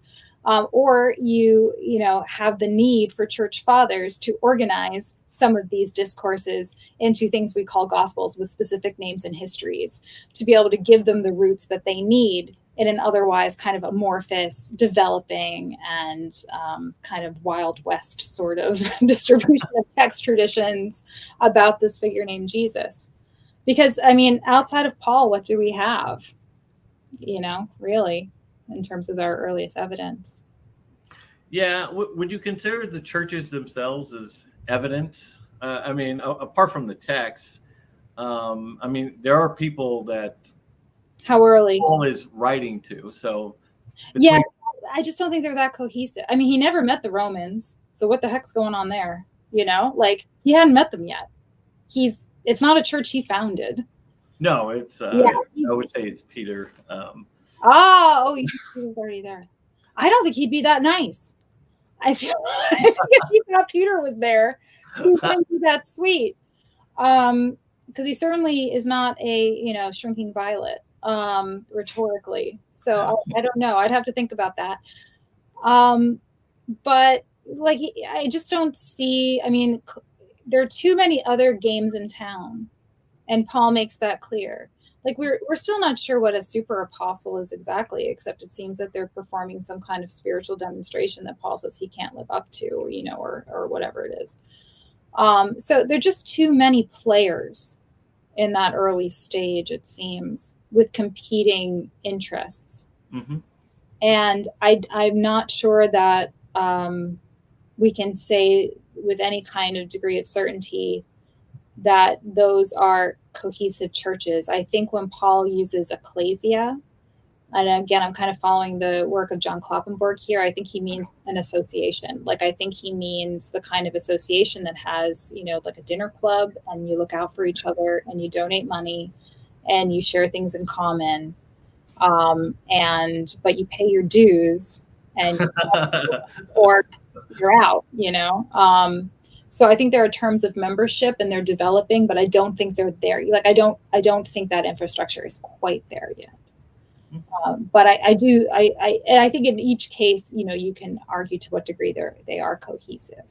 But I certainly don't think the Corinthians are very cohesive. Yeah, no, I don't think Christianity is ever cohesive. I don't think we've ever been. Yeah, they're still not, right? Yeah, No. that's the point. After all 2,000 years, we still can't get along. Cohesive. Yeah, so it's hard to just have that kind of simplistic version of history that, like, you know, again, the Big Bang, like Jesus comes, poof, like everybody knew exactly what to do. People are messy. Yes. Thank you so much. That's been 60 minutes, and I figured I'd come in here so we could get ready for Q&A, if I may, real quick, just to show everybody. Dad's in here with me. We've got a big trash can with tickets here. So everybody who's super chatted $5, your name went in once, 10 twice, 25 times, and it goes up from there. In the end, when we're done with Q&A here in just a second, we'll be pulling. Dad will shake it up in front of you and randomly pull one of the tickets out. And the winner, please email me, make a contact with me so I can get you connected with me and Jonathan, and we will make you a custom 30-second cartoon. All right. And we did say, you know, even though we'll appreciate any sponsorship from the super PACs, that is not going to buy you any political influence to get a cartoon. Yeah, and if you're interested in like skipping the whole picking, you know, your name out of the basket here, there are 2 slots available. You could just purchase the cartoon outright for $250, but you can email me if you're interested in doing that after the fact. And I've been enjoying this cordial conversation. I like these better than throwing mud at each other the whole time, trying to like make the other look dumb, and instead have a good conversation. So I hope the audience has been enjoying that as well. Dad, you'll be keeping up with any possible super chats from here on out. And then I'm going to start with Q&As, and we're just going to try and chip through as much as we can and then get caught up. Keep in mind, there's a lot of them, Robyn and Jonathan. So we may not want to be too long-winded unless you want to be here all day. Okay. First super chat is Nitgundo. Were the Gospels written of papyrus paper and were read like scrolls? This might be a Robyn question, I suspect. I mean, unless both of you want to answer. Do you want it, or do you want me to do it? Well, we don't have the original, so we can't actually. We know papyri was in use. You know, I think we have a lot of documentation as early as the 2nd century through the 8th. You know, of the use of this material. So as far as what it was originally published on, you know, some of this material could be expensive, you know, that we've seen in some gospel texts, but we don't have the original, so I'm not sure what was originally delivered. Were they delivered as a book or a collection, or what they wrote on? But I think I'm safe to say that they received physical documentation that they were able to compile into what we know now as the canon. Yeah, just to back up a little bit on that. So you're right, it was very expensive. Papyrus was expensive to produce, to obtain. The work of Brent Nongbree on this is very, very good for anybody who wants to look up his work. He has a book on Bible manuscripts. We know the earliest full collection of something that looks like what we might call a canon was the Codex Sinaiticus. That's 4th century, and it looks like a book. And there's actually a lot of debate within scholarly circles. Why is it that Christian texts, that's called a codex when it looks like a book, like a traditional book like this? So why is it that Christian texts, and at the earliest form we have surviving, tend to look like a book instead of a scroll? And I recommend the work of Candida Moss on this, who's published some articles recently, even on how this intersects with disability. Because it was very heavy and hard and awkward to have to hold these big scrolls and, like maintain, like even, the physical labor of that. So when we talk about things being published and circulating, sometimes I think we speak too easily about, too freely about that. Mm-hmm. Because these things were expensive. They were awkward as hell. They were heavy. They were not quick and easy like it is today, and so that's the other reason I tend to think these authors are more elite than we. Yeah, and I think when we look at either P45 or P46, the oldest collection of Paul's writings, it's like a collection, So I don't think people are just walking around with these books, but some of the scraps are like bookmarks that were in, some pieces of Paul that were used as a bookmark, something else. I think we even have a face mask. Mark. That's just a joke for people who get it.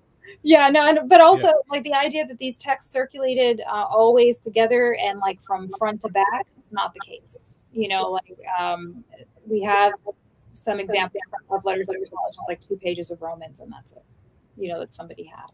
Thank you so much. Appreciate that. Scott Duke, thanks for bringing such amazing scholarship to this topic in debate form, Derek. Thank you, Scott. Really appreciate that support. I'm scrolling down. Cheryl, good to see you in the chat. How do you explain Acts 4:13? They were unscheduled or uneducated common men. They were day laborers, fishermen. They spoke in Aramaic, and the Gospels were written in Greek. Okay, so here's sorry about that. For you. Who is that man? Yeah, sorry, my dad. When he's 80, I think he. So here's what this is referring to, or at least my interpretation of it. We're talking about those on the Temple Mount, those are well-educated, those that went to the best schools, which is why I brought up in my thesis about Shakespeare. He didn't go to Oxford or Cambridge. He was a middle-class guy just like that. So as far as being uneducated, they weren't from the temple schools or the schools on the Temple Mount. But I think what the Gospels do convey is that there's these middle-class businessmen. They're middle class. We have a publican, doing work for the Roman Empire. So you got to take records. You have fishermen, and we're not just talking about someone going out there on the stream. We're talking probably about a fleet. So you're going to need money for that. You're going to need to deal in contracts. My understanding of these figures, they're running businesses. Jesus, a carpenter, doing work in Philippi. So we're talking about people that were part of the economy. The fact that they didn't go to Oxford or Cambridge doesn't take away their ability that they could have written these works, especially with this Greek, the way we see it now. I do recommend a work, and Robyn, you may be familiar with this, but it's actually a really good discussion on it. It's actually Do You Know Greek? It's by J.N. Sevenster. Your dad just squatted down. It's like, Dad, no more.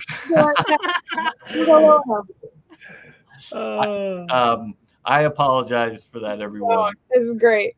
Again, put him on. I got baseball questions. Oh yeah, no. I want to allow you to respond too, Robyn, to this. You probably have a different conclusion. They were fishermen. They didn't write it. Right. I kind of figured. I mean, yeah, easy, done. Yeah. Jonathan, the recommended work you were going to say? I didn't mean to interrupt. No. It's actually a really good work. Are you familiar, Robyn, with, do you know Greek? How much Greek could the first Jewish Christians have known? By J.N. Sevenster?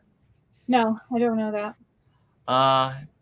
It's actually really good. He goes into his arguments that, they could have, and he goes through the sort of archaeology, the written correspondence. He deals more with the what we see in the economy, with the deeds, but he actually goes through his thesis on it. I actually got to work after reading J.T. Robinson, an Anglican who he has a sort of interesting thesis on the Gospels before 70 AD because they don't mention the destruction of the temple. So after reading him, he quotes from it quite a bit on what we see like in the book of James, the Greek of James and such. But Thank you. The person that answered, that's a good book to kind of read in what would have been the ability of the disciples in that period to write something like that. So they argue for that thesis. Okay, we'll keep moving. Jason Sobek, Lord of the Four Corners. Irresponsible speculation, but I wonder if the gospel writers were the equivalent of failed Greco-Roman novelists in today's terms. Thoughts? Love it. I mean, in the sense that like they maybe didn't have the ability to write super high literature is how I interpret that question. Or is there another way that you're reading that? I imagine that's how I'm reading it. I think that do you mind if I jump in here? Yeah, no, please. Oh yeah, go ahead. I think that Mark doesn't get enough credit. I've said this, I think, before here, which is, all of this kind of mystery that surrounds the gospel and even kind of this short, he loves to say, and immediately, over and over again. I think that's intentional. And, some people talk about the original ending to Mark being shrouded in secrecy too, that the women are afraid and they don't want to tell anybody. Like, I think if we're not trying to say that, Mark is Peter's spokesperson, more or less, like what you have there is really someone attempting kind of like an Agatha Christie, right? Like, trying to attempt something that's a little bit more mysterious. Like, this is a mysterious figure and like a completely, wondrous circumstance. So he writes it that way. And I've already mentioned a couple of times that Luke is the Hangover. Luke is it's a buddy film.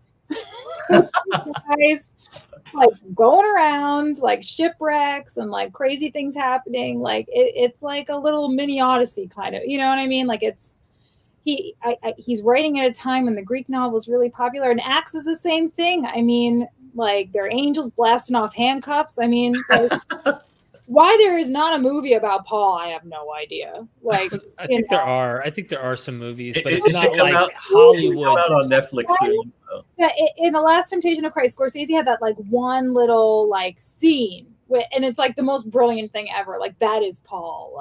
Like there are other attempts to like make a Paul movie and it hasn't happened. But if you look at what goes on in Luke Acts, like that is like Greek novel, Right. I think these are just normal authors who are like, here's a really great subject matter, right? And like now they're going to try their hand as literary authors within a genre at that kind of writing. Continuing. We're good. David Aaron Hill, thank you for that super chat. The apostles' legendary journeys are third hand at best, reports. Mark's account also portrays them in legendary past. Temple anxiety applies 70 to 135. No question, but maybe at best, would you say the apostles' legendary journeys are third hand at best reports? I know you wouldn't disagree. You would disagree with this because you would say that the disciples wrote the. Yeah, that's why I went. Yeah, for me, it still comes down to, what documentation I have, the sort of circumstantial evidence, in the sense that if we talk about Mark, we have a church at Rome. When I look at what Justin Martyr is writing at the turn of the first century, and even Hippolytus afterwards, there's this figure that comes into the city. I don't know, he's a superhero, Simon Magnus, but he comes in. The Christians are trying to gain hold of the narrative. It kind of speaks to that situation that Suetonius is talking about, some sort of event that the Jews are getting upset about. So it kind of fits the portrait that we needed somebody in Rome around this period that would fit the facts of the case. So I'm, let's say it's not Mark. It has to be somebody. The Church of Rome does have these books. So how did they get it there? Why did it flourish? Why did they continue to promote it? It's all over these other churches, and Mark apparently goes to Alexandria, and we find the text there too. Does it fit the facts? Maybe not. But who is this third-hand person doing it? And I think it goes back to, I'm sort of looking for my metaphorical Pisistratus after 70 AD, who could have done this. And absent a name, it's hard to say if it was third-hand. It could have been third-hand in 42 AD, It could have been third-hand information. It couldn't have been from Peter, but it could have been a person in that vicinity that had access to churches to distribute those texts. The only thing can I add to that is, not being able to talk to the person who wrote the question. The reason I think they wrote 70 to 135 is they're talking about the Bar Kokhba revolt. Mm-hmm. Something we have not talked about, which is very interesting, and something that I think would be even it's worth its own conversation. Mm-hmm. Yeah. The only thing I'll throw in there, because and we should have talked about it a little bit more, because I know I feel guilty now once I saw it. Yeah. And I do think part of it is because, when people bring it up to me, this whole idea of, they're predicting the destruction of the temple. I believe the Jews knew that their temple was going to be destroyed. I don't think it would have been much of a prediction. I think Jesus. Yeah. Even if Jesus predicted that, I don't think it's much of a prophecy, because I think the Jews knew one way or another Rome was going to come in and destroy their temple. I think it was inevitable. It was going to happen. They're lucky it didn't happen previous to 70 AD, but I think there's I don't even think that could even be classified as a prophecy, because it was inevitable that situation was going to happen, especially with the changing of the administrations, even from Tiberius to Claudius. There was a different perspective that they had on the Jews, on the way they were dealing with them. So I think it was inevitable. Your thoughts, Robyn? Well, like I say, that's something I could end up ranting about. I know we have to. And we will. How about we do at some point? Good talk to have. I'll just say that, there's a lot. For those who don't know, the Bar Kokhba revolt is another revolt I think he dies in 135. Uh-huh. So there's the other Messiah. Yeah, he claimed he was the Messiah, not as far as controlling Jerusalem and minting coins, until he was finally dealt with by the Romans.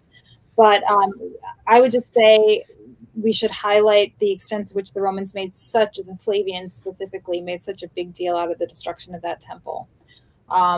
Today, what was called the Flavian Amphitheater in antiquity, which we now today call the Colosseum, was built from the spoils of that war, including the triumphal arch next to it, the Arch of Titus, which has the menorah being marched through the streets of Rome as a triumph, and multiple coins minted with the Jews represented as a naked female captive with her hands tied behind her back. They relished the destruction of that temple, the wealth they got out of it, and what it represented symbolically. And it was, I think we actually underestimate how important that was as a rupture event, not only in the first century and in the Roman Empire, but also for this bifurcation between what we call Christianity as a Jewish movement and what then is developed, which is why I emphasize that I think the Gospels are after that war.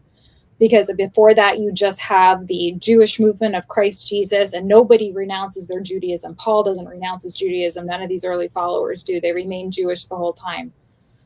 It's not like Christianity becomes a religion and they all become Christians, right? They're Jews. And then that war happens. And then Jesus never talks about the temple. The historical Jesus never talks about the temple, except that, 12-year-old baby Jesus is supposed to have gone there, right? But he has a set of teachings and an understanding of Jewish scripture that does not require the temple. So even I agree with you, like prophesying the temple's going to fall is like prophecy 101, right? Like that's definitely prophecy 101.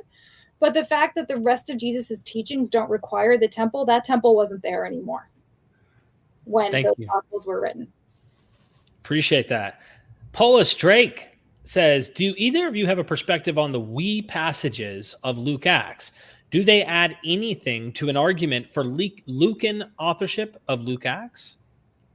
Do you know more about this, Jonathan? I've read a couple articles about it, but I don't have a sense. So, from my perspective, and, take it with a grain of salt, it shows Dad, that... can you hand me the salt? I'm just kidding. Yeah, hand me the salt. For me, he's a co-companion with Paul during his journey. So from the perspective that, I'm arguing from, that Paul is going out and organizing these churches throughout these Gentile lands.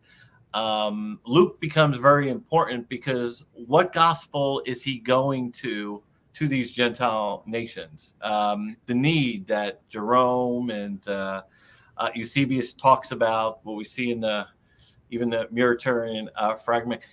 There was a need for this gospel that obviously Matthew and Mark were reaching different audiences that he needed. So, which, when I think of the we passages, this is the gospel that they say that, when Paul talks about my gospel, that, this is what he's referring to Luke. So Luke was that sort of, friend, we, while we're going on these particular journeys. That was the resource he had when he was spreading the gospel.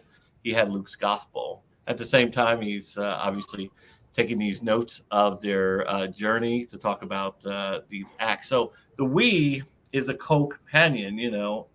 We can sort of date where Paul is conducting his ministry between 51 and 57, which gives us an idea about the Gospels themselves, at least in my thesis, that, we can place, Luke, which references other works out there, around the 50 time mark, and then he doesn't say what happens to Paul anymore. Does that place Acts at 62? So my question, where do we put Acts? Yeah. And Eusebius goes to that argument as well, and he kind of dates it back to 62 because, well, what happened to the we's there? It's no longer there. So that's how I interpret the we passages. I think it's consistent enough with what I'm trying to argue. But what do we mean when we say we? Is it the royal we, or is it indicative of a person, that's a companion of Paul?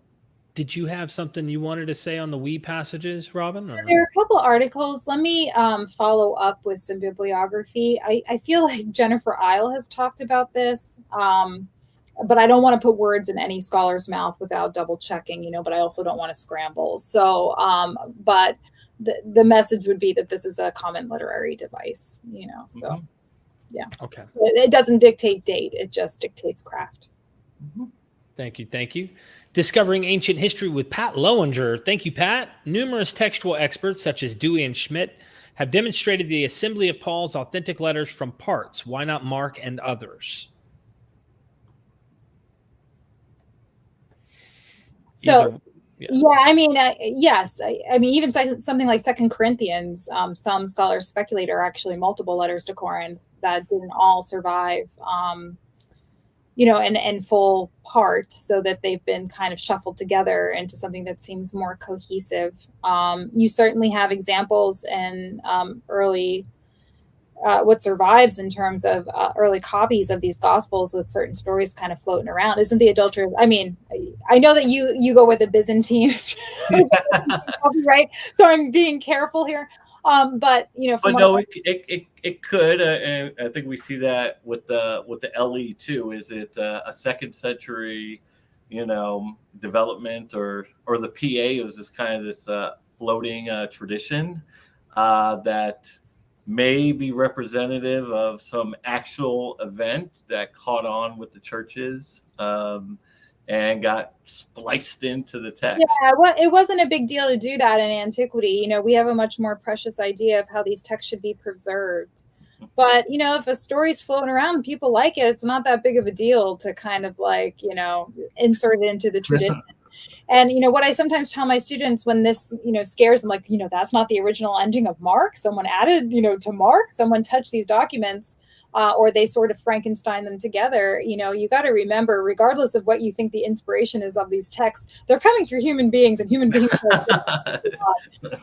and so that's what we end up tracing when we have these historical questions. And so, I think for sure what you have is kind of, some would say, a pastiche. At best, based on various criteria of putting these things together. Again, we don't have autographed copies. We don't actually know what any of these things originally said. We're just doing our best guess for putting them back together again. Thank you, Humpty Dumpty. Jason Sobek, Lord of the Four Corners, thank you again. Thoughts on parable? I suspect this one's for you, Dr. Walsh. Thoughts on parable of the gnat and lion between the slaves in, is it Leucippe and Clitophon, BK2? This subversive parable seems close to Jesus and Aesop. Yeah, I mean, I don't know about that specific passage. Right off the top of my head, it doesn't ring a bell, but in my book, at least, I suggest that Jesus is in the tradition of Aesop. There's a chapter 5, I actually talk about subversive biography. So the word subversive, I definitely latch onto that Jesus and his teachings and his life story, even the expectation of what's supposed to be your hero being gruesomely crucified. Even from the perspective of the Jewish Messiah, who's supposed to be this warrior figure being gruesomely crucified, it's more in that tradition of the Alexander romance, or something like the life of Aesop. Even Socrates dies, at the end. He's a philosopher who's kind of falsely accused and, of corrupting the youth, and he dies too. So there's a long established literary tradition for these kinds of figures coming to some kind of, who tell parables, who have miracle workings, who come to these, and are philosophers who come to these untimely ends. Thank you, Jason. Thank you for becoming a member of Mythvision's YouTube. Really appreciate that. Dylan Roberts, slightly off topic, but why does Paul state in all his letters that they will recognize him by his own handwriting? Then Romans says, is it Tertius? Yeah, Tertius wrote it 1622. Why is it still attributed to Paul? Well, and I think this, and, they did have scribes, which help you write, edit, assist in the creation of this, but those who are dictating it. And I think we see this in the ancient world, and remember, people didn't have glasses back then, in the sense of as you get older, your eyes can't read. Yes. And we see that in antiquity, and that's why we see historical figures walking back and forth, and they have their scribes dictating. But, and we see some of this even in Marcion, even in his claims, even though he understands that Luke was a scribe, this was Paul's gospel, and it was identified as his particular work. And, that's why even in the tradition of, Mark being the scribe of Peter, for me, when I look at Revelation and the Gospel of John, I think, wow, in Ephesus, can you imagine the type of scribes and philosophers you had at that Mecca? But on Patmos, what you would have had, you would have been in the desert. Who would you had there to really write for you? And maybe that's how I explain the differences in literary style, or even between 1 and 2 Peter. In the Bible throughout, or especially in the Gospels, they talk about all these scribes. Who are they? Well, Paul actually gives one of their names in Romans 16:22 when he says Tertullus wrote it, but obviously it was coming from Paul. Any thoughts on there, Robyn? Yeah, again, I know you had her on recently, but the work of Canada Moss, she's written about this too. Paul says something about how, look at me, I write in such big letters.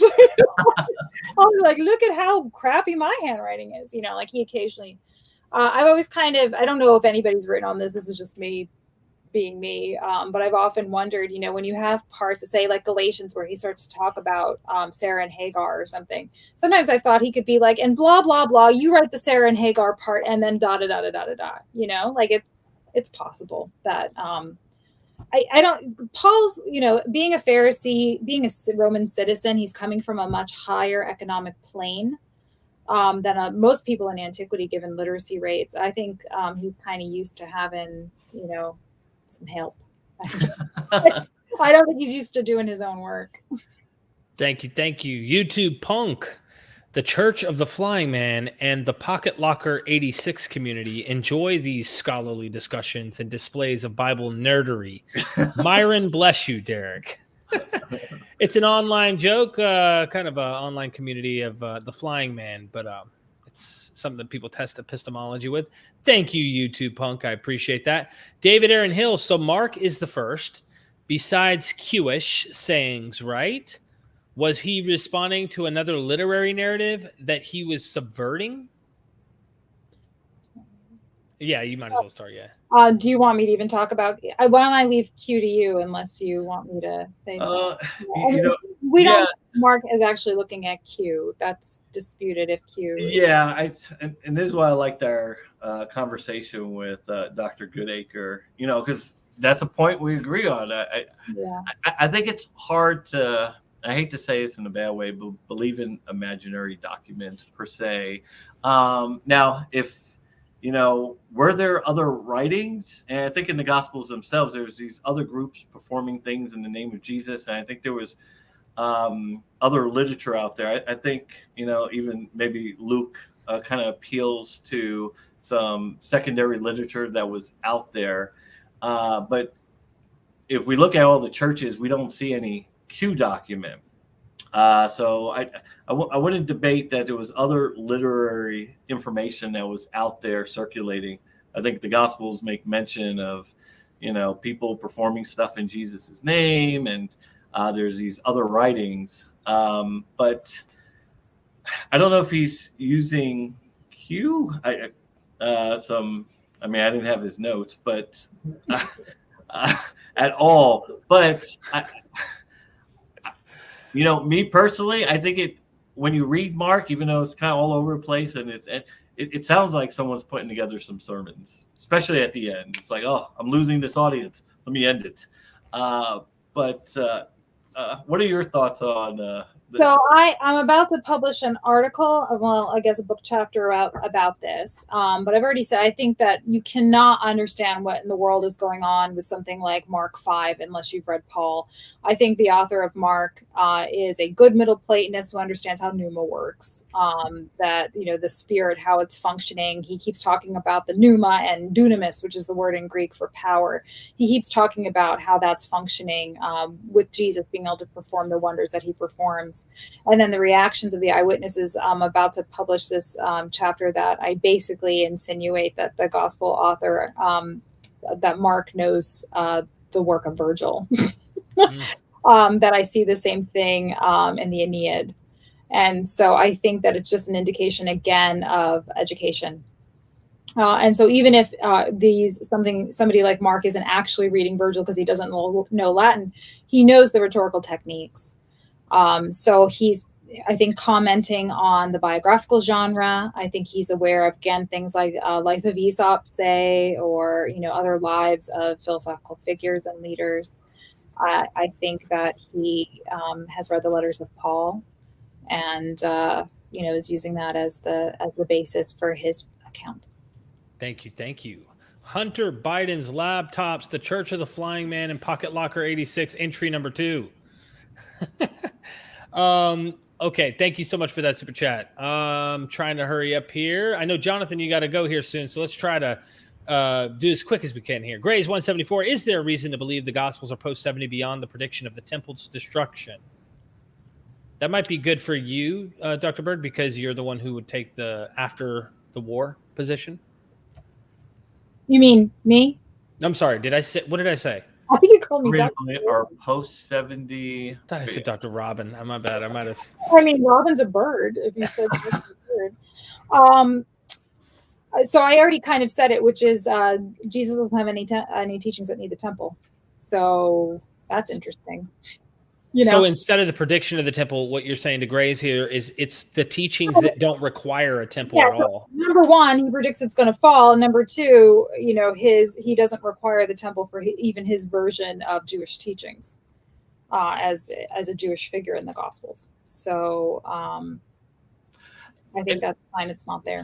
I do believe Marcion makes a good case. I mean, we do have a historical case in the ancient world around 130, 140, that a number of these Gospels, with the exception of Luke, or the form of it that he was aware of, that do post-date it. There was other factions and group that maybe didn't win the lawsuit, or they just didn't have good attorneys, that couldn't make their case. But I mean, if you look at the Valentians, the Marcionites, they did challenge the textual claims of, whether we say Pauline or Peter's churches, but there are claims out there. So there is evidence that does go the other way. And Robyn brings up a point, but there's key historical figures. I mean, even Faustus, I didn't believe it was part of that. So I think there is evidence on the other side as well. Okay, we'll keep moving. Pat Lowinger, Mark's secrets equals nod to the mystery cults, in his honest opinion. I mean, it could be the case. That's going to come back because scholarship functions on like a 20 to 50 year cycle, and like we debate an issue and then we settled it, and then like it goes dormant and then it comes back like a super volcano. I think the mystery cult question is going to come back. I think so too. And we just did a mysteries course. So if anyone wants to hear about the language of mysteries, go sign up. It's in the description. Dylan Roberts, is it plausible that the Apostle John lived as long as they claim and lived through the Jewish war, yet only wrote anything down in his 80s, 90s? No. Jonathan would say, yep. Do you remember Last Temptation of Christ? Wait. So, like, who comes in who's supposed to be Peter? What's that actor's name? You know what I'm talking about? Mel Gibson. No, it's not. Harvey Keitel. Oh, Harvey Keitel. Keitel comes in with his Brooklyn accent or whatever it is. And that's Hollywood. And he's like bloody knuckles. Like, those dudes went down. Those dudes went down when that war happened. Anyway. Thank you, Dylan. I appreciate that. Pat Lowinger, again, it's question to assume Gnostics are a later development. No, I think there was other communities out, or other groups. I think Paul references them. John does. So, and says there's still John the Baptist worshipers wandering. Yeah, I think even things that we see in Paul, and maybe you picked up on this too, Robyn, but I baptize you in the name of Jesus, because there's this other view of people that are performing baptism. So we're defining this as the baptism of Jesus, because you had all these other groups. So I think you had all these other groups. I mean, in the Gospels, it does make, even if even if we say the Gospels were 40, well, they even recognize that there was other groups performing stuff in Jesus's name that shows that those groups did exist. Yeah. So they did have natural claims that they could make. Yep. No, I agree. Awesome. I'm talking crap to Jonathan in the private chat right now. Grays 174. What is the thought process behind writing detailed resurrection appearances in Luke, Acts, and John? If the author does not know they happened or any eyewitnesses, is there a name for this phenomenon? So it might be a good question for you, Dr. Sensationalizing, or I wanted to say Dr. Robyn. Well, it's like, super important. You gotta give a good account. And yeah, the eyewitnesses, I kind of mentioned it before. There's a tendency when you're making some kind of, what might be otherwise construed as a pretty implausible claim, that you need eyewitnesses encoded in the text to justify it. It's like, because there weren't photographs in the ancient world, and, news traveled really slow, and it was hard to convey to people what things looked like, or, events that happened. There was something called ekphrasis. So back, is there a name for this phenomenon? Where sometimes you would have writers go into such detail about like a frieze or a painting, to just like let you try to convey to a reader, this is what it looked like. And the idea is to try to like put you there and give you that experience. And so what it was like to be there, to witness this thing. And so when we see historians kind of do the same thing in terms of a literary device, they do something, they give such an ekphrasis, such a detail of an event or something that they've seen or want to claim to have seen, that it's supposed to kind of, as a reader, it puts you there too. Okay, Jonathan, you're going to have to go here soon. So let's try and get a couple more. And then I'll wrap up we're going to do the rest of the super chats with Robyn. We'll do the raffle and stuff without you, man. You'll be here in Panuma. How about that? You'll be here in Panuma. Yeah, I'll be there in Panuma, in spirit. It's obviously it's a National Independence Day for Mexico, San Antonio, a big event. We have some stuff scheduled downtown. So I just want to beat traffic and get there right on time. I'm getting a text from my husband with pictures of my kid in the tub, so I got to go soon too. Yeah. Okay, so we got to wrap. Like, that's why I'm trying to do this. I got to be there first. I know you have to go, Jonathan. If you want, I'll finish these up with Robyn. Yes. Okay. Let me just. Is it more likely that Jesus never existed, or the Gospels are written by eyewitnesses? I'd like to get Robyn's opinion. Yeah. I'm going to take off. Okay, brother. Oh, you're just going to abandon me, I see. Look, he is in this panic mode. Andy has a scholar from out of town that's actually visiting him. Thank you. Thank you so much. It's been a pleasure. I think my dad is I'm going to have Derek send you over a Red Sox question, because I know he's dying to ask a question. But let me finish up with Robyn, because she's got to go too, brother. Thank you for participating, man. Thank you so much, Robyn and Derek. Thank you. It was a pleasure to meet you. You too. Bye-bye. Bye. Okay, so I'm going to try and make this quick, because I know you have babies at home ready for you to be there with them. And Jonathan's a sweetheart, but he will keep going on. He just private messaged me 10 minutes ago. And he did, though, unfortunately. No, it's all good, but he's like, I got to go here soon. And then he talks. And I'm like, Jonathan, come on, man. What is your opinion on this? Which one do you think is more likely, that Jesus didn't exist, or that the Gospels were actually written by eyewitnesses? And this is subjective as hell, by the way. I don't think it's either, Right. I'm not one of those scholars that think that Jesus didn't exist. Because it doesn't make sense to me. Like, so I lean on Paul, right? Because at least there's somebody writing something in an early stage. And, so what the heck? He says he talks to Peter and James. It doesn't actually go very well, but he's at least talking to them. So what the heck was that about? What were those guys doing in Jerusalem? It just seems fantastic to me that you'd have to have such a conspiracy theory to think Jesus didn't exist. Now, it's certainly the case we don't have, like, say, Pontius Pilate's execution lists or something like that. We don't have independent attestation outside of Christianity that Jesus was a real person. But I think that, whether we want to say like more likely Occam's razor or whatever, I think it's more likely he was a historical person. Is he the person that Paul portrays him to be as Christ? I don't think so. Mm-hmm. Is he the person that the later church latches onto as a figurehead, what we might call the historical Jesus? I don't think that's accurate either. I think we've lost him. Whoever he was, I think we've lost him to history for the most part. The idea of the Gospels being written by eyewitnesses, this is tricky. I guess if I had to take one side or the other, I would take the eyewitnesses side, only because, not that I think they wrote these Gospels. I don't think they could. I think like I said, I don't even know if they were fishermen, but you can't have it both ways. They can't be fishermen and also writing highly technical philosophical documents about the nature of the Spirit. Okay. Like, they can't be doing both things the way that we're giving them credit for. And so I think that the way oral tradition works, the way that eyewitness testimony works, again, we've lost it. Whatever was true to those eyewitnesses, say Luke is correct, that he read whatever he could read. Some of that stuff clearly doesn't exist anymore. He might mean Mark, he might mean what we call Q. But we don't know what he was reading. He says he's reading something, and he says he speaks to people who either are themselves eyewitnesses or knew some eyewitnesses. Do you know how many lies my father tells me about the Navy? And I love them. I record them. I should put you on loud. My dad's Green Beret, retired Green Beret. He'd be like, yep. She just said, do you know how many lies my dad's told me about the Navy?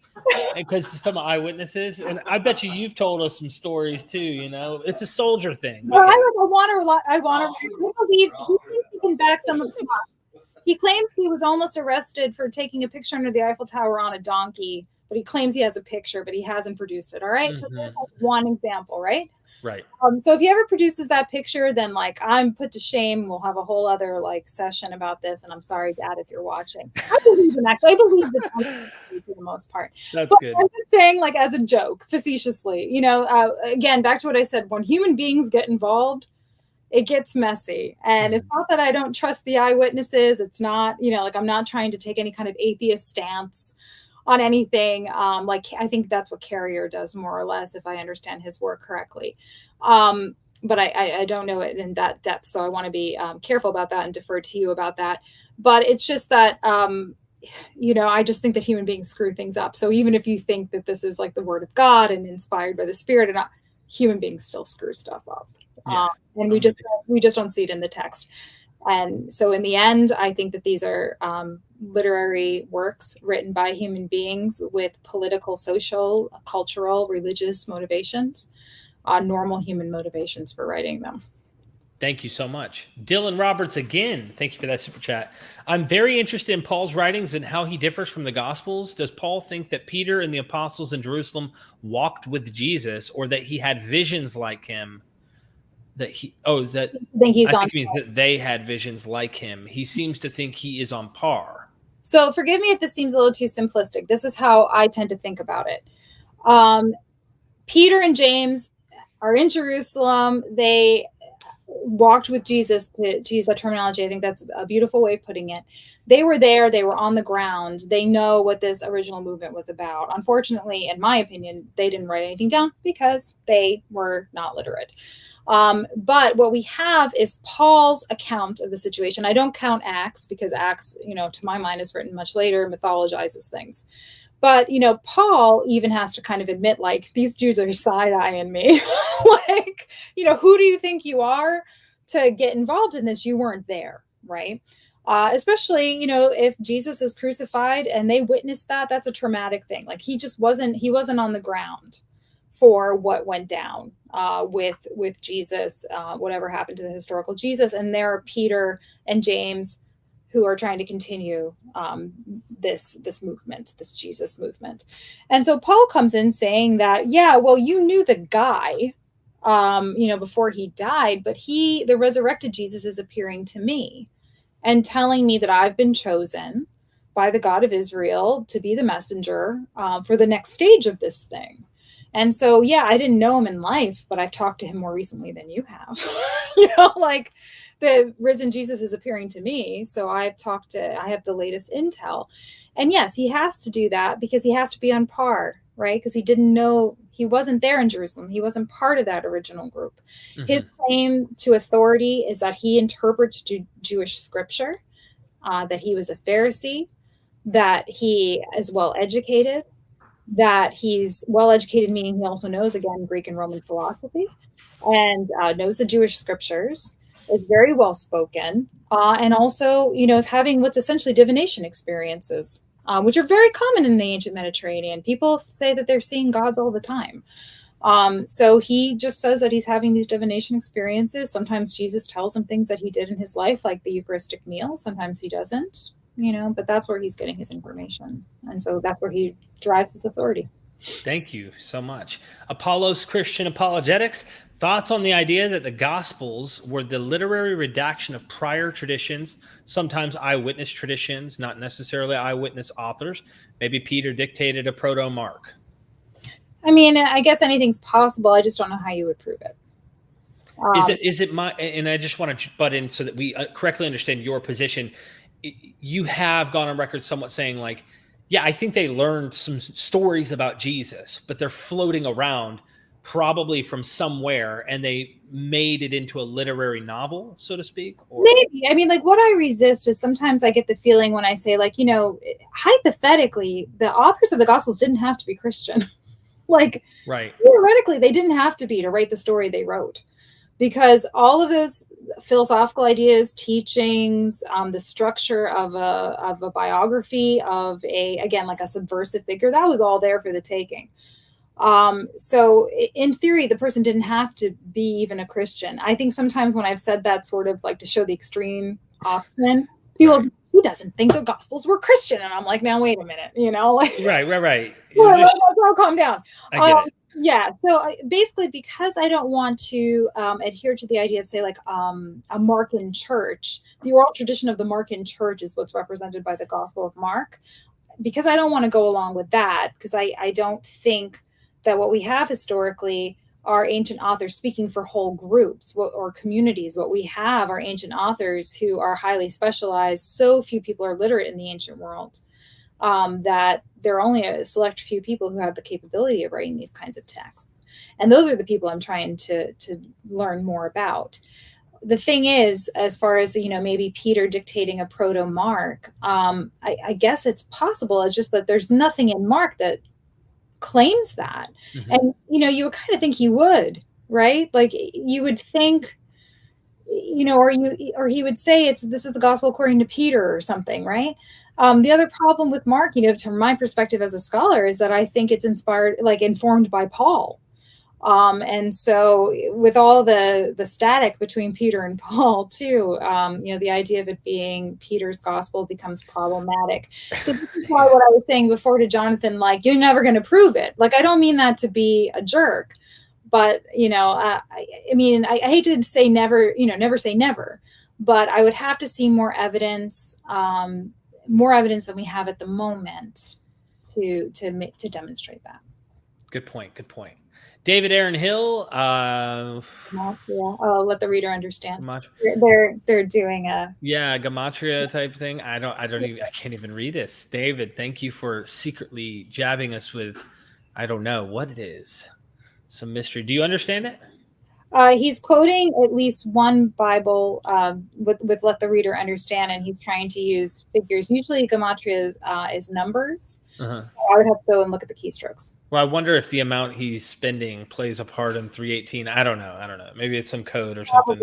Probably. David, thank you for that super chat. Free Thinker Podcast, thank you for the super chat. How did the Jews in Matthew's guard story know exactly what Christ's third day prediction meant when the apostles had a hard time understanding what he meant? Mark 9:31-32. Thanks, Edward is it Tasmesian? Forgive me for butchering it. I'm talking to him next week on a show too. So hi, thanks for saying hello. Awesome. I would say that, that's exactly the kind of thing that seems to me like a literary device, right? Like a literary addition to a story that gives authenticity, gives credibility to claims being made in the document itself. Thank you. We're almost there. Don't worry.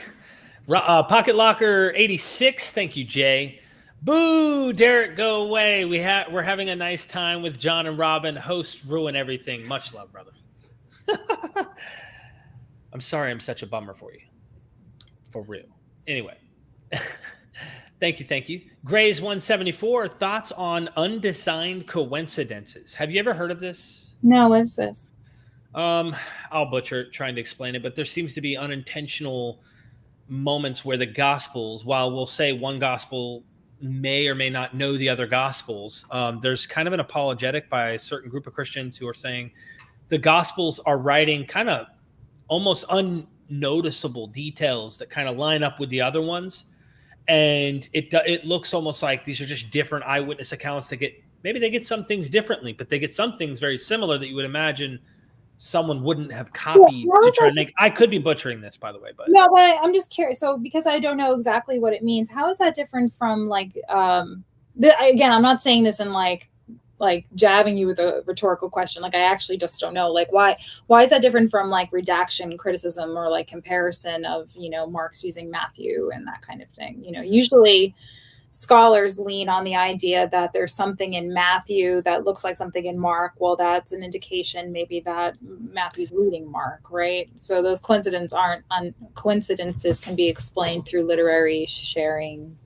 I need to read just so you understand. It's Lydia McGrew. She is a Christian author and a scholar, I think, Christian apologist, who wrote a book called Hidden in Plain View, Undesigned Coincidences in the Gospels and Acts, revives an argument for the historical reliability of the New Testament that has been largely neglected for more than 100 years. And undesigned coincidences, an apparently casual yet puzzle-like fit between two or more texts, and its best explanations is that the authors knew the truth about the events they describe or allude to. Connections of this kind among passages in the Gospels, as well as between Acts and the Pauline epistles, give us reason to believe these documents came from honest eyewitness sources, people in the know about the events they relate, supported by careful research, yet accessibly written, hidden in plain view, provide solid evidence that all Christians can use to defend the scriptures and the truth of Christianity.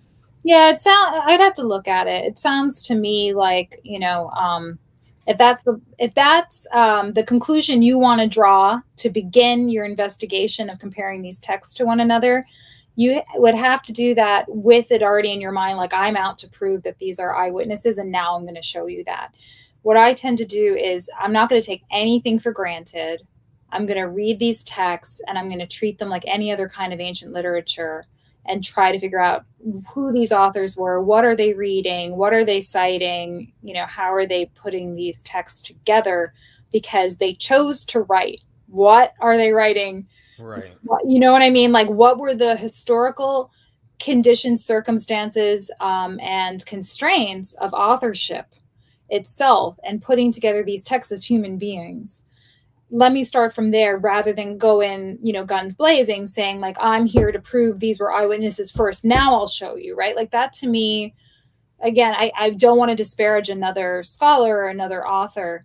And that might be the conclusion she draws somehow, but I would have to look at the book because I wouldn't go in assuming a conclusion before looking at the materials. And what I see when I look at the Gospels, especially the Synoptics, are three authors. I don't know in what order for sure, although I tend to lean towards Mark in priority, but I see three authors reading each other. Thank you. Yeah. Kirk R. says, you heard Robyn right. The scriptures today are quick and easy. Very double entendre. I'm never saying that, but it's possible. Yeah.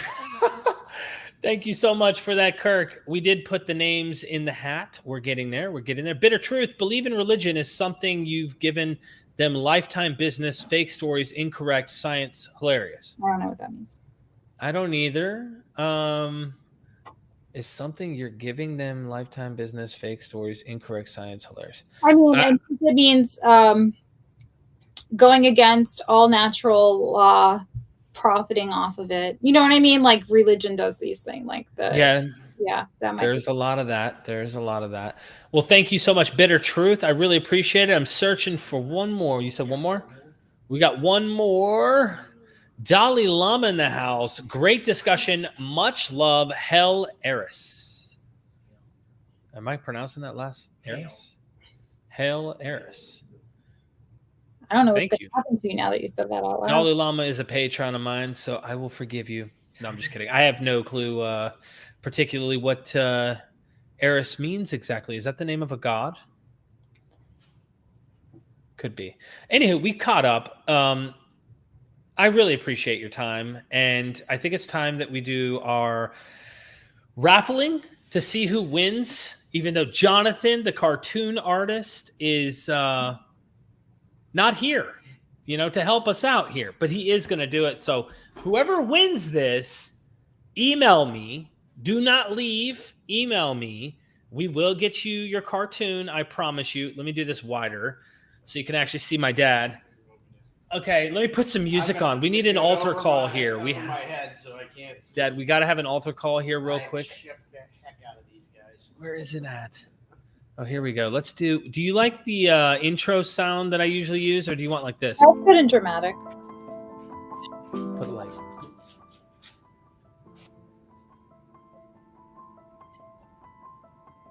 Welcome to Dad, shake the hell out of it. I have. Have you? He's been shaking it the whole time. Driving me nuts. I know, because he's like, I want this to be random. Right. So you're gonna reach in, If I can even reach. Right? grab one. All right. What number did we get? We got. I marked my number. Dalai Are you Lama. kidding me? No, I'm not. Dude, Dalai Lama comes in at the end and won. What in the world? I don't know. It was the very last question. Oh my gosh. Isn't that crazy? What are the odds? What's more likely? That was fixed. Yeah, that's actually, I bet you there's people who think this was fixed. Do you see how hard it is? Right?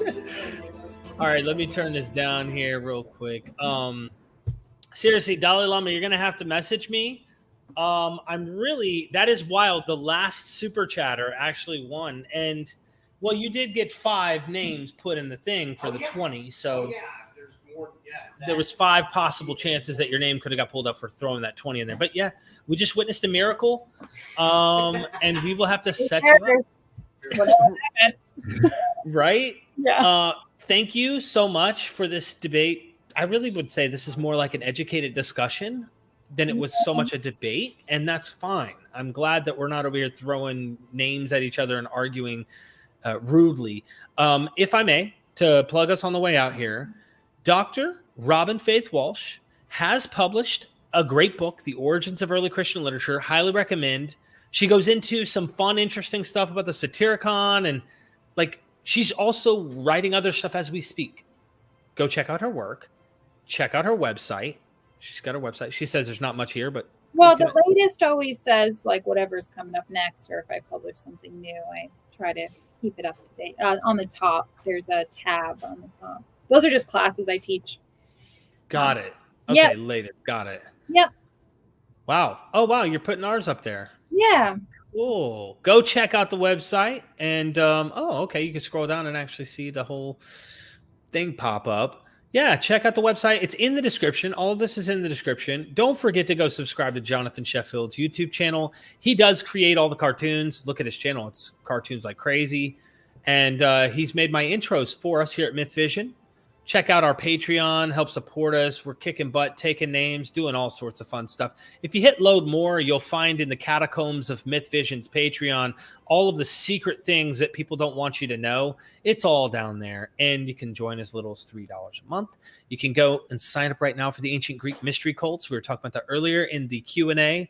Early bird special right now. And I wish I had the actual course open to show you how neat and cool it is. Go sign up. Go sign up. In the description. And the GoFundMe to go visit Paula Fredrickson, that's coming up. It's all in the description, I believe. I don't know if I have the GoFundMe in there. I need to get that in there.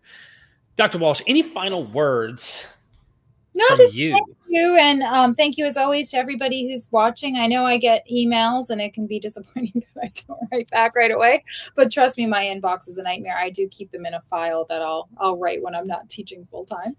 But I do enjoy hearing from people and enjoy coming on to talk to you, Derek. And Jonathan, you're not here, but it was such a delight. So thank you for the opportunity to to share my work and some of my thoughts, be what they may. You know what I mean? But yeah. yeah. You're still working on the Paul book, right? Well, I'm working. Moon? Oh yeah, that's where I'll give you an update. I've sent it in places, so we'll Okay. see what happens. And then you're doing the Mark thing. So please, anytime you publish, hit me up. You know, I want to be like the first person, if possible, to like go out there and present it to our audience. Yeah, that'd be great. Thank you so much, everybody. Thank you for tuning in. Dalai Lama, lucky winner here. At the end, you snagged the cartoon with 120. That's all it took. And if you're interested in getting a custom 30-second cartoon made for you, you can email me, and there are 2 slots available to just purchase it. It's $250. Jonathan will create any custom cartoon that you want, 30 seconds. So all the funds go to Mythvision for bringing on the academics like you to have these conversations with him. So he's just a friend helping out. Thank you. Thank you, everybody. Never forget. And check out the cartoon because Dr. Walsh is in it. She's one of the horsemen. We are Mythvision.